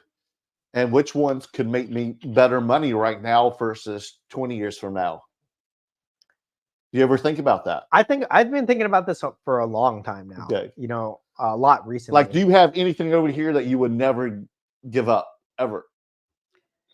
Honestly, no, because Really? I've already made this decision. Okay. I'm making this announcement, guys. Okay, this is breaking news. Breaking news: the Great Curators collection, personal collection. It's going to a estate sale next week. If it ever gets to the point where I get really old or I get sick, barring me dying unexpectedly, I will liquidate my collection ahead of time, because I will not put the burden on my family to do it. Okay, because I know I can get the maximum amount for all this stuff. Okay, and I'll just give them the money so that they're taken care of. Right. I have already made that decision in my mind, in my head, that will happen. It's not going to happen today, but at some point in my life, I will do that, because I don't want my family to have to go through all this stuff. They just won't know. No. They won't know. They'll have an idea, No. but they don't know. And I don't want some stranger coming in here. Yeah, or they'll just call, like you said, an auction house. Yeah, I don't want some stranger coming in here and telling them that they know what they're doing, but really they're just trying to take advantage of them. And if anything ever happened to me, I know my family would already be grieving, and this is the last thing that they would need to do. You know what I mean? So I'm going to finish it up with my last thoughts. Anything you want to add to this, and then we'll get the comments? No. I mean, you always have to decide that stuff. Like, when is the time? Whereas one where you can make the best bang for your buck for definitely many of these things, you got to decide that before it's too late. And now this, well, we've seen that happen with the pandemic, where an item at one time was $100,000. Now you'd be lucky to get $50 for it. Okay. That could happen. Or, there's going to be many things that are going to appreciate to some degree. Like I said, the first things I bought were my Patrick Mahomes cards. So I'm probably going to hold on to several of those for quite a while, because I don't think he's going to go anywhere for a while, and he's only going to make the Hall of Fame. He's won 3 Super Bowls. So I have a feeling some of these cards of those will appreciate in time, and maybe I'll sell some of those and buy a new car or take us all to a lavish, extravagant vacation.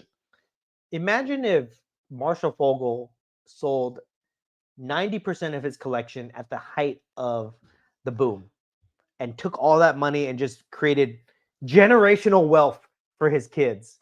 And he kept 10%. And that pretty much would have happened. And he kept 10% and made a museum in his honor or something like because how much was a PSA 10 Michael Jordan Fleer going for at that time? What was Like the peak price? 730,000. And what is it now? 130, 150. So he could have basically made $600,000 more. I mean, I don't know how many Jordans he has, but I know he's got like a ton of like pre-war baseball cards. You know, like he could have kept the mantle, and he could have kept a couple Babe Ruths and things like that, but he could have sold everything else, you know, and made millions, tens of millions of dollars to give to his kids. And I'm sure his kids would have loved it. You know, his kids would have appreciated that so much, and then kept the other rare items and make a museum. I agree. Yes. The Marshall Fogel Museum that people could visit and appreciate the Mickey Mantles in there, you know, but he didn't. And at some point, so is he a hoarder? I mean, in some degree, with all due respect, I'm not trying to take a shit on him or anything like that. Yeah, but with all due respect, yes, just like every collector. If you walked in, if anybody could see my room, people would think this is hoarding. Yeah, if you walked into my room, you would think I'm a hoarder too. We're all hoarders, right? We're all very collectors. Organized hoarding. Yes, but you know, it's just like we have to learn to let go. Is what I'm saying. Yes, I do agree. At some point, okay. I'm not even talking about peak market, bottom market, none of that stuff. Regardless of the value of the conditions of the market at the time, at some point, I think as collectors, we all have to realize that it's more of a burden for our loved ones than it is for anything else. Right. And we have to learn to let that go. Mm-hmm. So with this, I'm just going to kind of wrap up this discussion by saying that if you haven't already, if you're in that category where you're in the last inning of your life, okay, you know, if you're getting there, guys, it's a good matter of practice to have an estate plan. Okay, have an estate plan where you can tell people what to do with your stuff. If you're not going to do it yourself, if you're willing to die, I saw Popper Jim leave a comment says that he's going to die with some of his collectibles. Well, I can understand why. I already know some of this stuff. Have an estate plan where you can direct somebody to take care of your stuff. Have like the business card of a consignment director from an auction house that you trust or something, but just make sure that your collection gets in the right hands. Mm-hmm. Don't assume that your family will understand how to do it, because most of the time they don't. Okay, most of the time the kids are the ones that are going to have it. They're not going to understand it. Okay, so take the time now to do it. You do it one time, you never have to update the estate plan again, unless your collection grows extensively or anything like that. Okay, mm-hmm. But the one thing I said, because Papa Jim brought up the term coffin items here. One thing that I will never sell. I can't say the same for you, but one thing that I will never sell, that I will take to my grave, is this Between Two Slabs. I didn't sell mine. Mine got stolen. Don't lie. Don't get stolen. Don't lie. Guys, if you don't know, me and Merlin had this card made. I specifically asked the Whatnot booth to give us 2 of these. Yes. One for me, one for Merlin. That was not my choice, man. Okay. Merlin selfishly sold this card. I did not sell it. He traded You're making up stories now. Okay. Everything I just said about Dan, take it away now. At Atlanta. I did not sell it. He sold it for $50. No, I did not. Okay. Can you believe somebody paid $50 I did not pay. Okay. Dude, he took it. I will never sell this card. This card will come to the grave. I didn't sell it. I had it for $5,000. The owner of this card is actually Rob of AMG now. Yeah, he posted it on his page. But yes, so I will never sell this. This comes to the grave with me, guys. Okay. Oh boy. If you want this card, so when you're in the coffin like this, you'll have to dig up my grave. I'll put it on your chest. Yes, you'll have to dig up my grave to get your this card. mouth. Yes. Okay. Put coins on your eyes. So, all right. So that's the wrap up the discussion, guys. Let's get to the comments here because actually we're making pretty good time. It looks like. Yay! We're making Okay. good timing. Yeah, Let's get do this. it. Oh Okay. my goodness! Whoa! It's just all over the place. We're lagging, but hopefully most people listen to He this on needs better podcast. internet. Anyway, so here we go. Mark the Collector, happy Tuesday, party people. Thank you, Mark. Sup, Chili. Hello. Carlos, Rise and Shine Curator Army time. Carlos, again, ready for another great show. Thank you, man, for y'all waiting. Thank you for your patience. The Sports Card Professor 7, Oris, says, good evening, gentlemen. Hope you had a festive Chinese New Year celebration. Some of these comments by Oris, I don't know if they're joking, if he's joking or not. And then how do you say the Chinese New Year or Vietnamese New Year? Tet? Chikmin Namai. Oh, my gosh. Yeah, okay. Don't even try. Okay. Orst again asks, when will the new logo design be shown? Hopefully soon, man. Are those new? Those aren't the new logos, though, are they? No. Okay. Fanatics gift for VIP ticket holders at Burbank Card Show. Lift the shroud of secrecy. I can't. If I can't do it. If I break the news here, I may get banned from the show, so I cannot say. I'm sorry. Oh wow. I'm sorry. But you did ask about the new logo. The new logo is already here. It's gold slabs, guys. Okay. Those gold slabs represent superfractors. That's what they are. Oh, really? Okay. Yeah. Let me see. Let me go through these comments here. Oh, that's the new version of it. Is the gold slabs on the logo. Gotcha. Carlos said you need the Duncan jackets. I would love some sold Duncan out. jackets. It's sold out. They did already? Yeah, can you believe that? Dang it. That would look good with my McFry guys shoes. Ed Ram, don't discriminate for fluffy people. XXXL. LOL. All right. DM me. We'll place a special order for you. No problem, Ed. Ed again says, he said, Merlin, with that suit, you resemble Cal Worthington. Can you sell me a new vehicle? You know Cal? Do you remember Cal Worthington? He's No, a Southern California that's why. legend. He was a car salesman, cowboy hat. He would do crazy things like ride a camel and stuff. Oh, is he kind of based on that character that Kurt Russell did on Used Cars? I'm not sure, but he's passed away for a while. But yeah, for like I think it is. In the 90s, he was really big. Okay. That's before my time. CV Sports Cards. What's up, guys? What's up, Adrian in the house? Have fun this weekend, dude, with Dan. Be gentle with him. Gramps says, Gramps is in Cali. Watch out. Lock your doors. Hide your children and your wives. Gramps is in LA. Denny says, I'm a dog too. All right, dogs. We're the dogs in the house. Dan is a closet Swiftie. I'm not a closet. I'm open. I'm an open Swiftie. He's talking right about it. I love Taylor Swift, guys. I don't buy a lot of albums or music, but I bought her album because I love her stuff. Okay, and you will too. If you haven't listened to her stuff, you will love it too. Don't pretend like you aren't. Hey, 1989 was one of my favorite albums of hers. Definitely, I know all the songs. She's a national treasure, guys. Okay, do not discount her. Yes. Her. There's a reason she's this big. The Chiefs won a Super Bowl because of her. For crying out loud. You think it was because of her? Yeah, 100%. 100%. I was still waiting for her to fly off on a unicorn. I gotta tell you, one. Oh my God, missed opportunity. Travis Kelce should have proposed to her on the field, and much. if he was not actually going to marry her, he should have pretended to propose to her as a joke. It would have went viral. Oh my God! It would have went viral, and it would have been the best moment of the year. Like she could have laughed it off. He could have laughed. And it could have represented their relationship. Oh, the trolls would have loved that too. Just being like fun and goofy, right? But missed opportunity for sure. There was so much going on. So much going on. Hope she made it safely back to Asia. Let's see here. She had to fly back like the next day, didn't she? I think so. Yeah, she's still doing the tour. Papa Jim, he's in the house. Woohoo! Here again at a podcast no one listens to, laughing loud. I hope you guys are doing well. We are. Hopefully see you in Dallas. Missed you last time, dude. The sports card professor 7 Aura said Shattered Comics has a nice eBay store.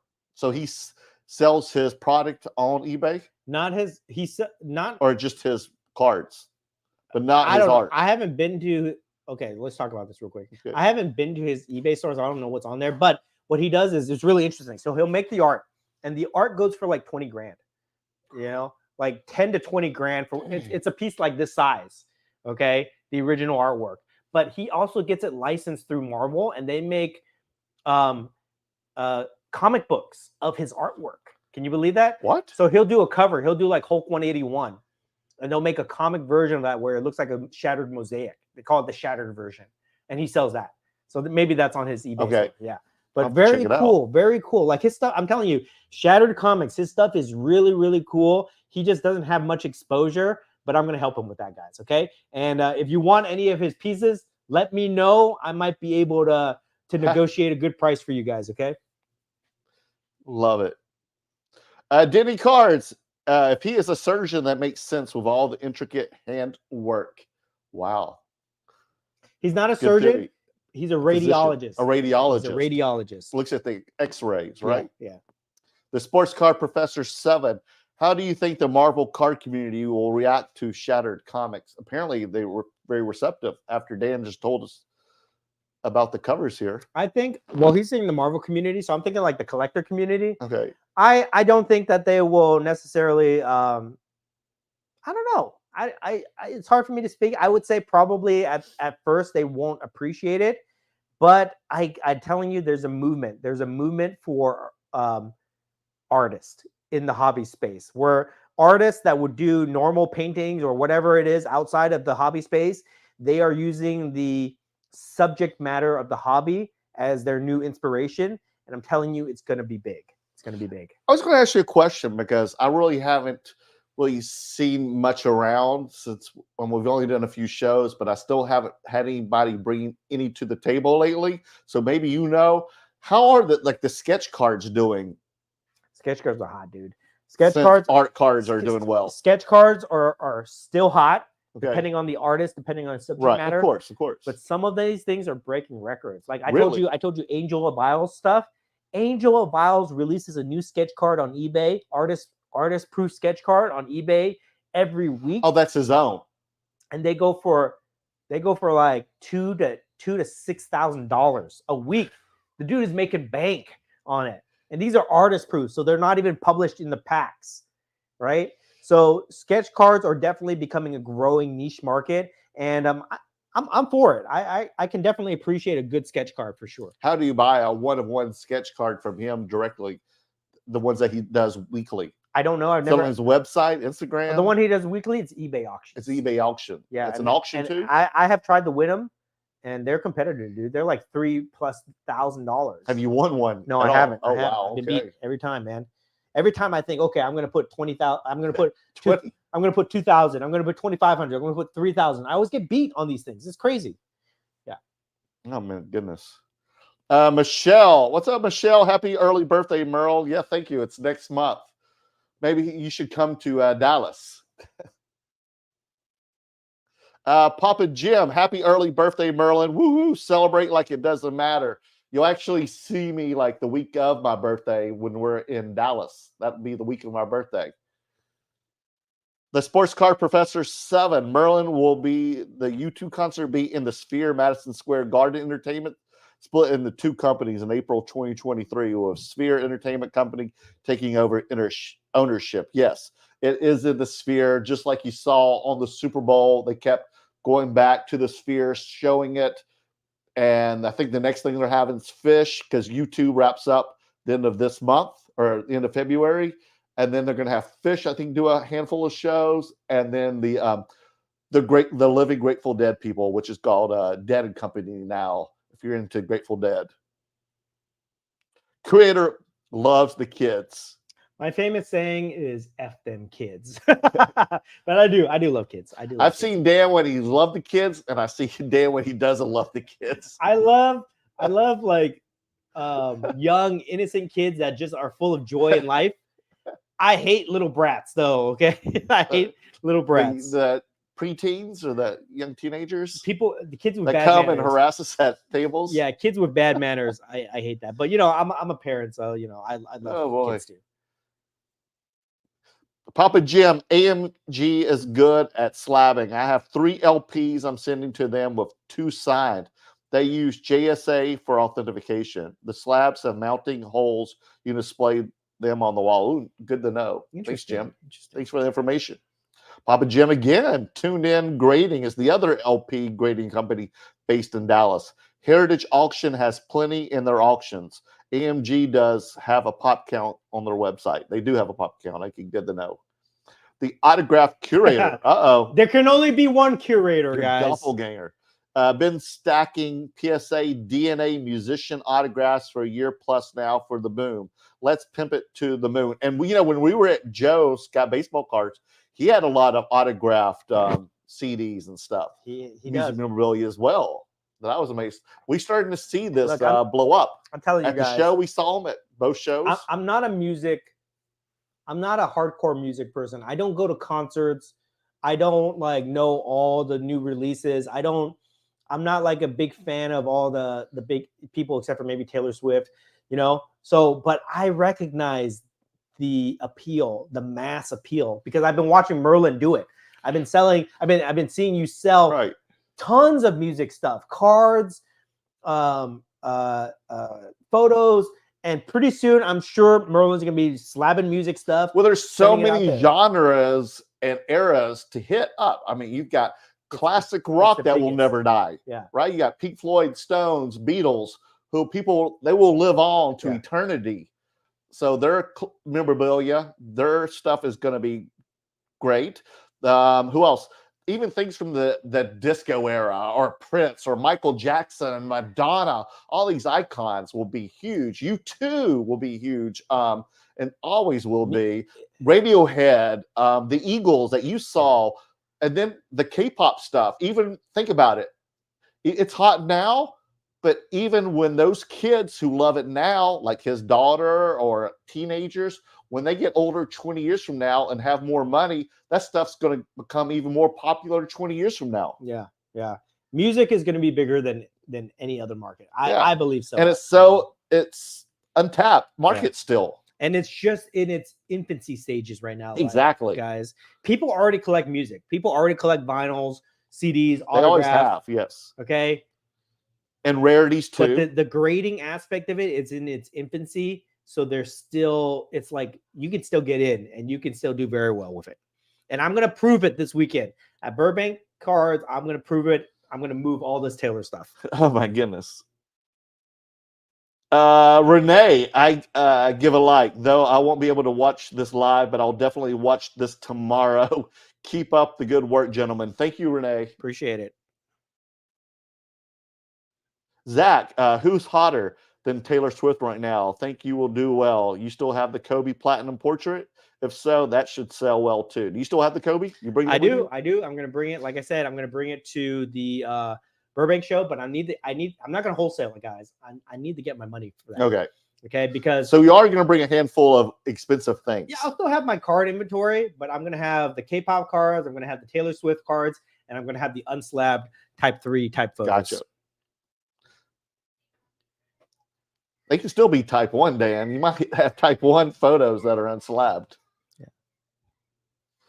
Carlos, you are a success when you get haters and trolls. Keep up the great work and positivity. You are both doing very well on fire. Thank you, man. Thank you. I must be a huge success then, because I got plenty of those. Andrew, the people that attacked Dan have not suffered real loss, so it seems.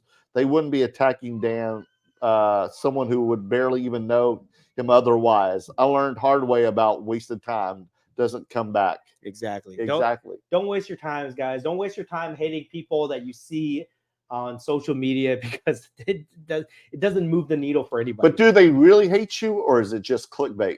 I think it's both. But at the same time, they're still wasting their time on me, And if they're doing clickbait, and I'm the topic of that subject, it's like, out of all the people that they can make videos of, they're picking me. It just seems like a huge waste of time to me.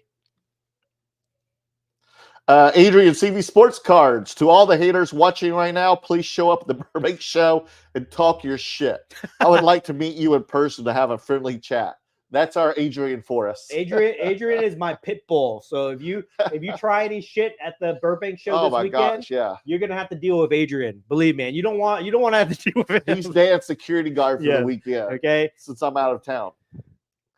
Andrew, I don't know if there's a right time to sell a collection. I think it just happens organically. True. When you've reached out to a point where you don't need it anymore and you lost the joy or feel checked out. Thank you. So true, Andrew. Papa Jim, he's on fire. Jim, you're on fire tonight. Do you have a Red Bull? I have a few coffin items because they are very personal. Some of my dad's collection is set up to be archived at his university. Yeah, I would not give up something that's very, reflective to your family and, to you and your father. Definitely, I would not give up. McCracken, evening, guys. Tough discussion tonight. The McCracken, we want to thank him for helping us out at yes, at thank you so Collision. much. Thank you. That was awfully nice of you. And I love those cards I bought from you, the Garbage Pail Kids cards. James, what's up, James? Looking good, gentlemen. Thank you. In our red jackets. Papa Jim, Marshall Fogel has an awesome collection. His back collection is better than the Baseball Hall of Fame. Worth watching the video. Jeff Wilson did it with him. I imagine that that guy, Marshall Fogel, would love to have his own wing at the Baseball Hall of Fame. I imagine if he donated a good portion of his collection, they would give him his own wing at the Baseball Hall of Fame. And then in his mind, he would be immortalized forever, right? But instead, it's at his house. You know what I mean? And here's another thing, since I didn't really get into this topic of discussion with that, but another thing that I think is very important for the good of the hobby is that if you have an amazing rare collection, one of the kind items, right, the most coveted items of whatever market that you collect, you gotta share that with the community somehow, right? Because if you don't share it with the community, then how are people going to know what it is? How are people going to know how valuable it is? How are people going to collect that same thing, right? Mm-hmm. And I'm going to use Marshall Fogel as another example because I did some research about him that I thought was very interesting. Did you know that him and Henry Yee wrote the Type 1 book? What? The Type photo book? Do you know that him and Henry Yee invented the PSA type system? You didn't know that? No. And as much of an expert as he is on the type photos, he did not know. I not completely not know. In 2000, okay, guys. Okay, in 2005, they wrote a book. It's called I didn't know this. Portrait of Baseball Photography. That's less than 20 years ago. Yes, 2005, they came up with the type system for PSA because he has some of the rarest type photos out there. Him and Henry Yee came up with the type system in 2005, but it didn't really take off until like last year. No, I know. Yeah. I mean, they've been slabbing it for several years now, but the market for that and the demand has not really taken off until now. And I think it's because some of those best photos are locked away in collections that people don't know about, right? What does it take to make a market? It takes an item selling for a large amount of money, people recognizing that there's value in that specific type item and looking for similar items, right? Right. We did that with the Kurosawa Superfractor. Mm-hmm. Now you're seeing that in type photos, okay? Well, we saw a guy at the Culture Collision in Atlanta who had a lot of pop culture stuff. In fact, you bought some of the Disney cards from him, and he had a lot of cards Frank Sinatra, from the 40s, 50s. Yes. And he said that he, not too long ago, had bought the Type 1 photo, and it was one of the photos he showed to me. The guy didn't even have it out.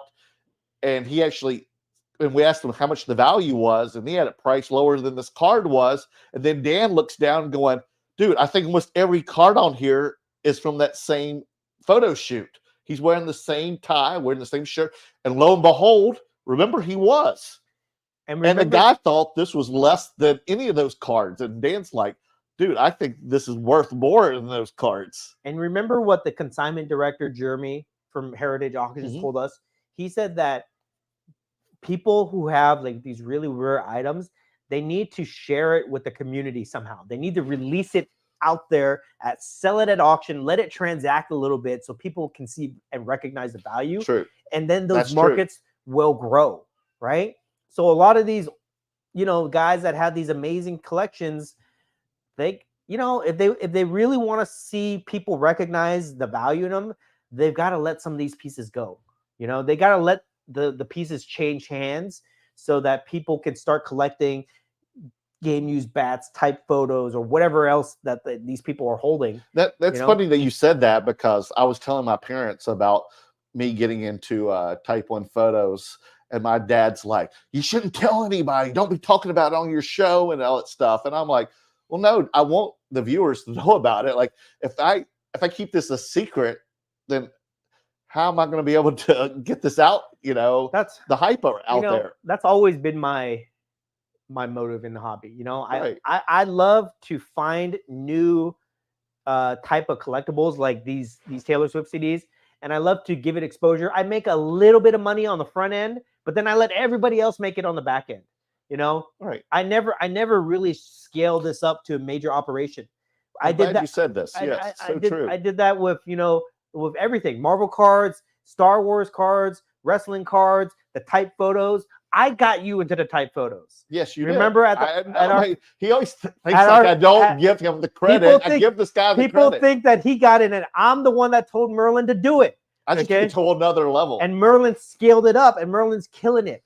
Yes, but that's what I love to do. There's people like you said, like Golden Heritage and other people who they're salivating at me getting this out to the public and explaining to. I think what people really enjoy is me explaining to them about all these different photos, what they're looking at, why is it worth this much, what's the rarity about this, what's so unusual about this, how is this a good investment. And I tell them to the best of my knowledge. And then I also attract people who have been collecting these Type 1 photos throughout, maybe 20 years, who also come to me, buy from me, but they also educate me too. They give me this free education that I learn even more, and I use that knowledge to go get more things. So now my eye for these photos have greatly improved since a year ago when I got into them. And that comes from having photos that you can acquire. Right. Mm-hmm. And collect and sell and transact. Mm-hmm.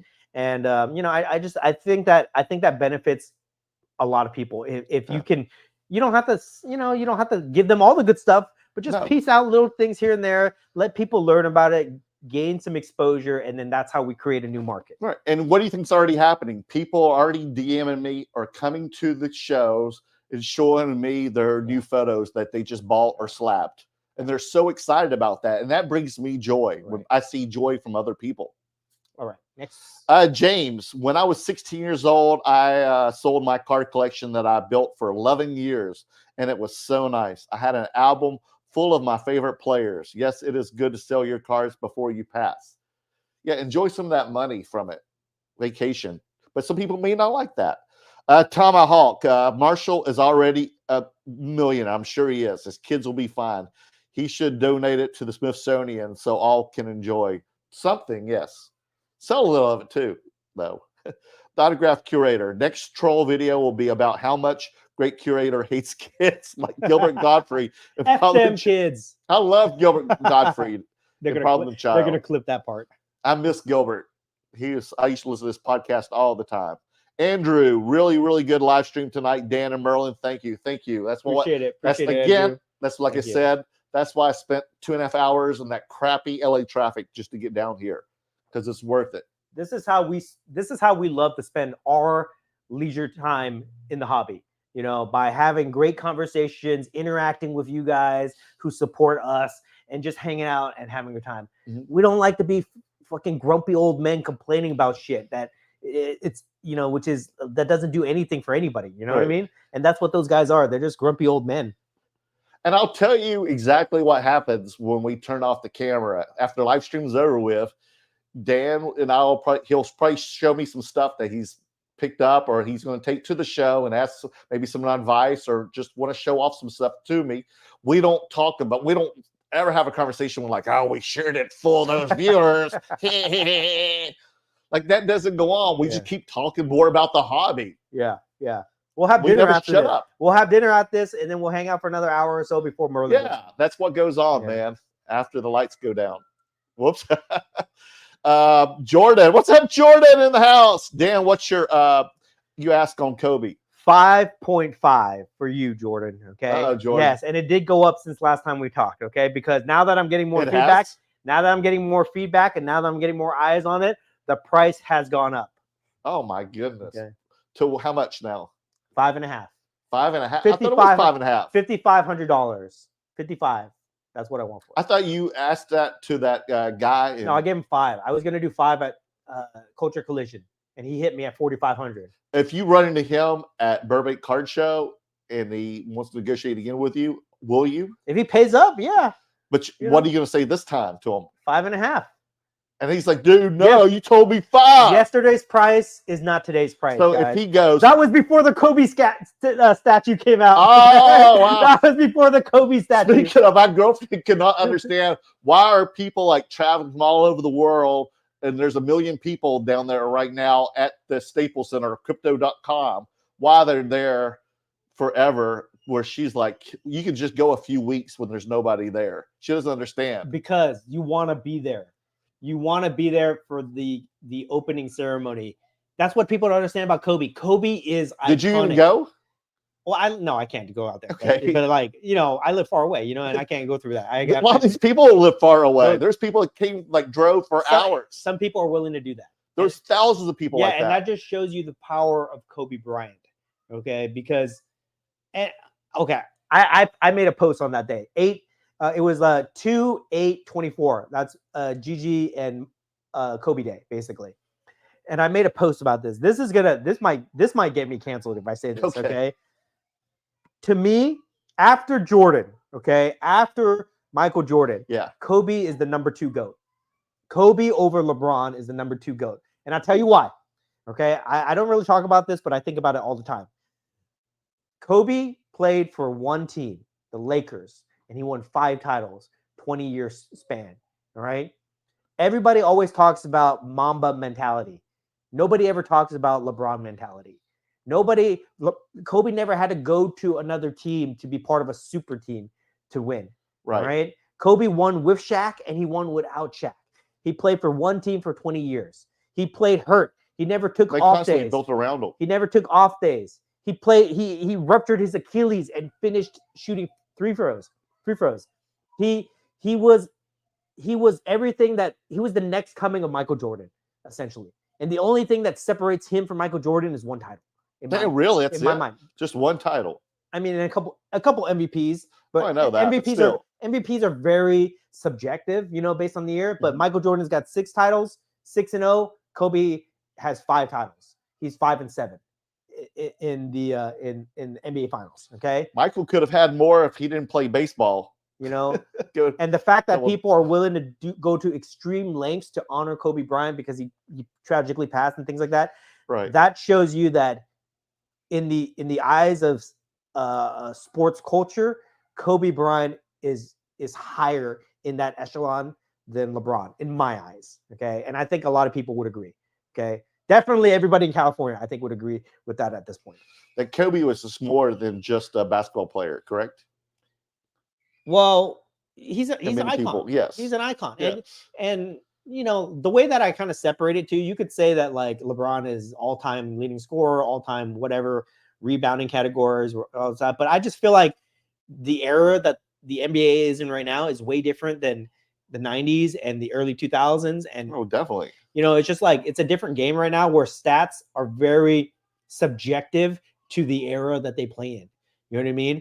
So like I just feel like with when you compare all these GOATs, all these people in the GOAT department, in the GOAT debate, stats get you to that conversation, but it's not what makes the determination of whether you're a GOAT. It's how it was your overall impact on the game and did you win? Mhm. And nobody will ever deny that Jordan was not a winner, 6-0. Nobody will ever deny that he was not the most intense player of his era, Mhm. you know. But Kobe was the next version of that, Right. and LeBron is not that. LeBron is not that. No. Who we got next here? Chris Robles. Good meeting you guys in Atlanta, man. I bought the Swift Auto from you and the Friends type photo. Thank you, buddy.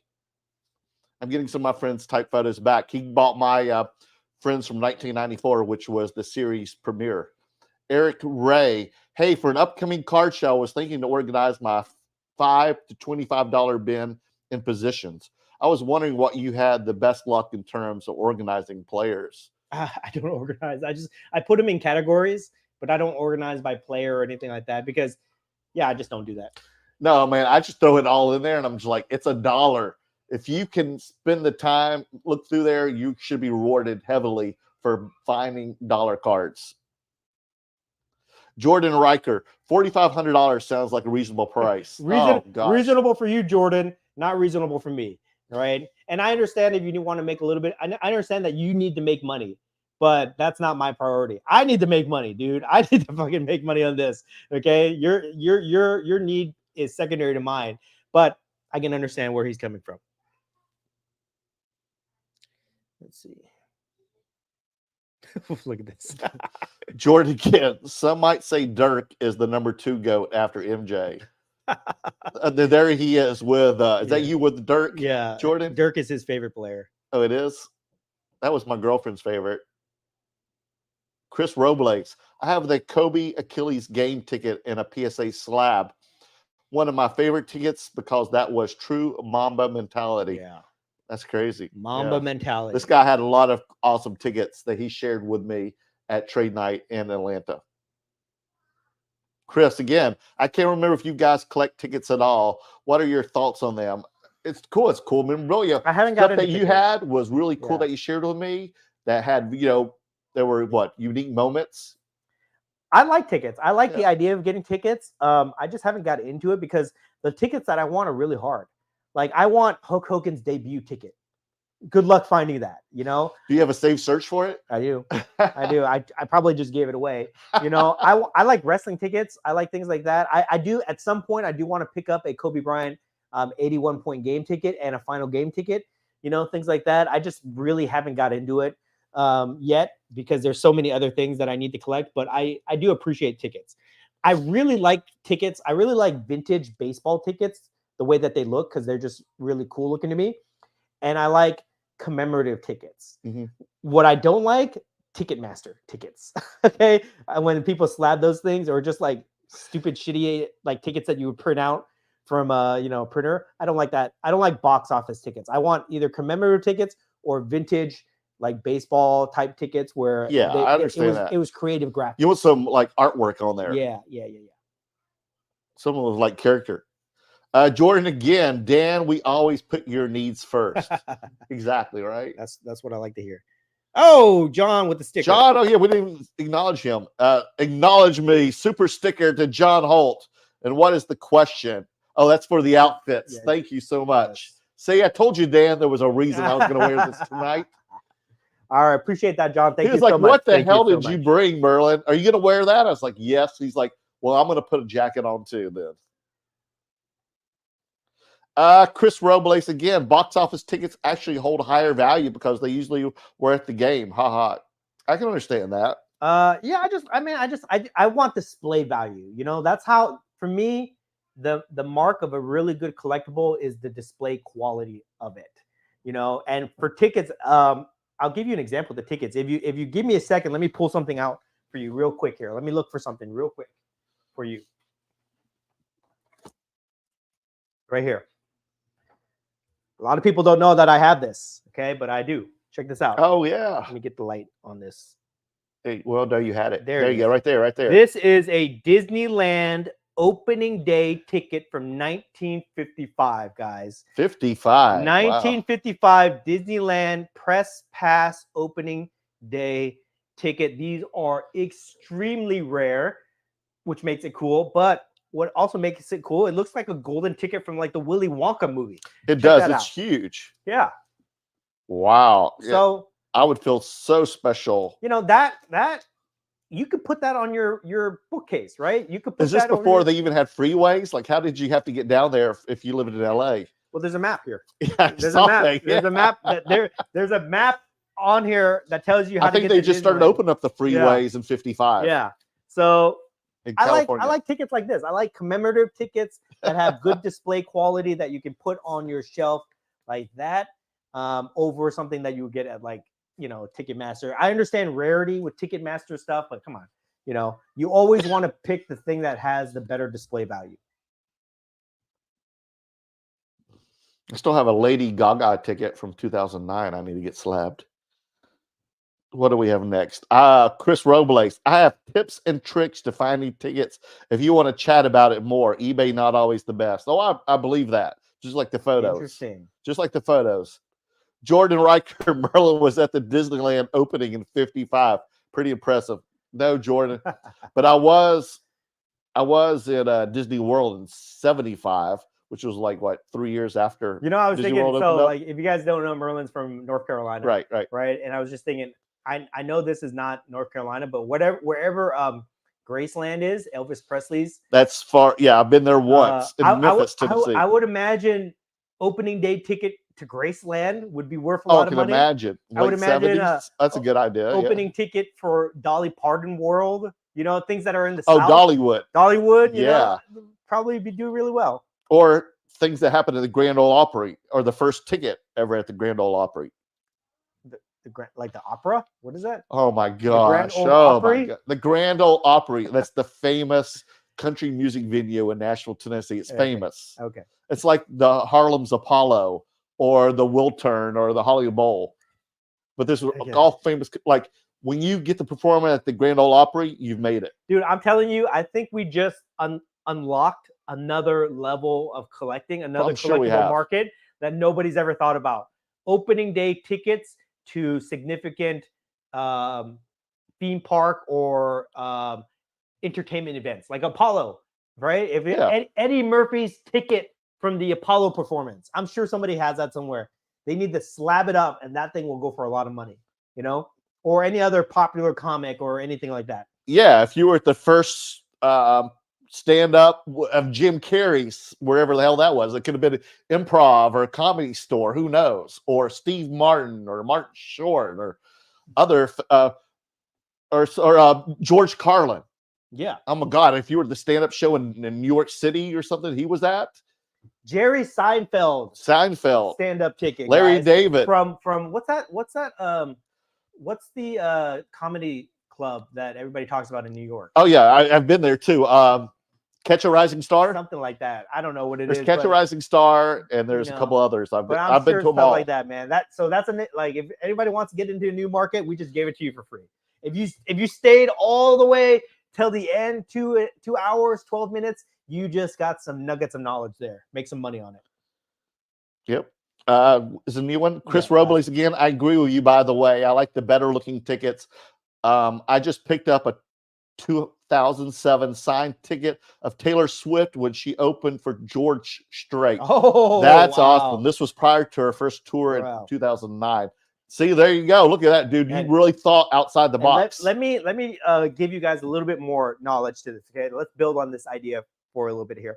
So there's a lot of amazing collectibles out there, like what he just said. This Taylor Swift signed ticket, right? But if you have the signed ticket, like let's just say that this was the signed ticket. Okay. If you have this by itself, not a lot of people understand what it is. Okay. And that is the significance of a grading company like AMG or PSA or Beckett, where you have a reputable third-party authentication company that will encapsulate it in a way that makes it easy for a lay person to understand. They'll label it. They'll tell you why it's significant. They'll tell you what year it was from. They'll tell you that it's authentic and whatever other information that is relevant to that collectible. And then they'll make it in a displayable quality. And when you do that to any type of niche collectible, guys, that's when the value goes up. Mm-hmm. That's why we pay a lot of money for, not this card, but that's why we pay a lot of money for cards. That's why we pay a lot of money for graded toys. Okay, we encase them in acrylic. Tickets right here, guys. Comic books, and now music. And what's also great is a lot of these grading companies can also do a dual grade, whereas they grade the memorabilia and the autograph. It has an autograph on it. They can authenticate both. Yes. So like I was trying to tell you to do that with your Bruce Lee. Yeah. So that's what it takes, guys. You need to make the collectible easy for a person to understand, and that's how the value gets. That's not how the value appreciates with these type of collectibles. So some genius, these guys at AMG said, "Hey, nobody's really grading music. Let's figure out a system. Let's make this happen. Let's build a case. Let's create a system to grade." And now they grade music, and I'm telling you, they're going to make a ton of money doing it. And a lot of people are going to make money selling graded musical items like this. And at some point, people are going to grade. You know, they're already grading toys. At some point, people are going to grade concert programs. I guarantee you, they're going to grade concert posters at some point. You know, but I don't know if they can slab them yet or not. They will. Because those things are what, like a 18 by 24. If somebody can figure it out, the standard. If somebody can figure it out, like I was talking about, that's going to be the size of a movie poster. I was telling you last week about original artwork, right? If somebody can figure a way to create a displayable slab for original artwork or movie posters, that's the next thing. And then it could be anything else. It could be luxury watches. It could be handbags. It could be whatever else, right?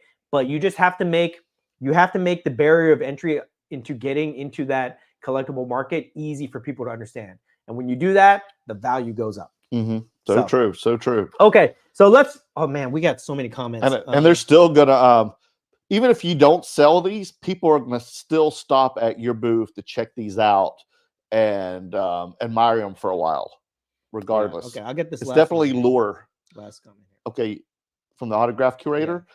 And in an acrylic case, it can be handled and enjoyed. Correct. Yes, exactly. No wear and tear. Exactly, guys. Okay, so we have a few other comments, but guys, we gotta wrap it up. We usually try to keep this under 2 hours. We're over 2 hours right now. I know. I gotta drive back to LA. Yeah. So I know we had some heavy discussions tonight, some interesting discussions, but hopefully you guys were able to get some type of value for that. If you guys lasted this long, thank you for watching. If you guys stayed with us in the chat, thank you. If you guys participated in the chat with the comments, thank you so much for that. Again, to kind of wrap up and bookend this discussion, this is why we do it, guys. This is why we spend our free time in the hobby doing this type of content, because it brings us joy. Right. I think it hopefully brings value to people that consume our content, and we like that. That's what we do, guys. And if anybody is in that position and they're not getting value from this, or they're making content and they don't really get any significant value from this, then, maybe consider doing something else with your time, because you don't need to. This is leisure time, guys. This is a hobby. Even though there's money involved, this will always be a hobby to all of us. So, make sure that your time is value your time appropriately, and make sure that you're getting the value that you want from however you spend your time. Yeah, I mean, it's good to be cautious and understand, am I making the right decision or not? Am I getting scammed or not? And I'm glad there are gatekeepers for that. But there's a part where you're like, okay, I got to separate the negativity from the positivity, because when a hobby's supposed to mean positive things, you're supposed to enjoy yourself, not be miserable or afraid of the hobby. You're supposed to enjoy it, just like going on a vacation. You're supposed to go enjoy it, not worried about if an incident's going to happen or not. Yeah. Just let it go and have fun. Yeah. And to any trolls out there that still want to come after me, go fuck off. Oh, wow. Ding, ding, censored. All right, let me hit it. Oh, my God. On that note. On that note. Two nerds wishing they could grow body hair. Comics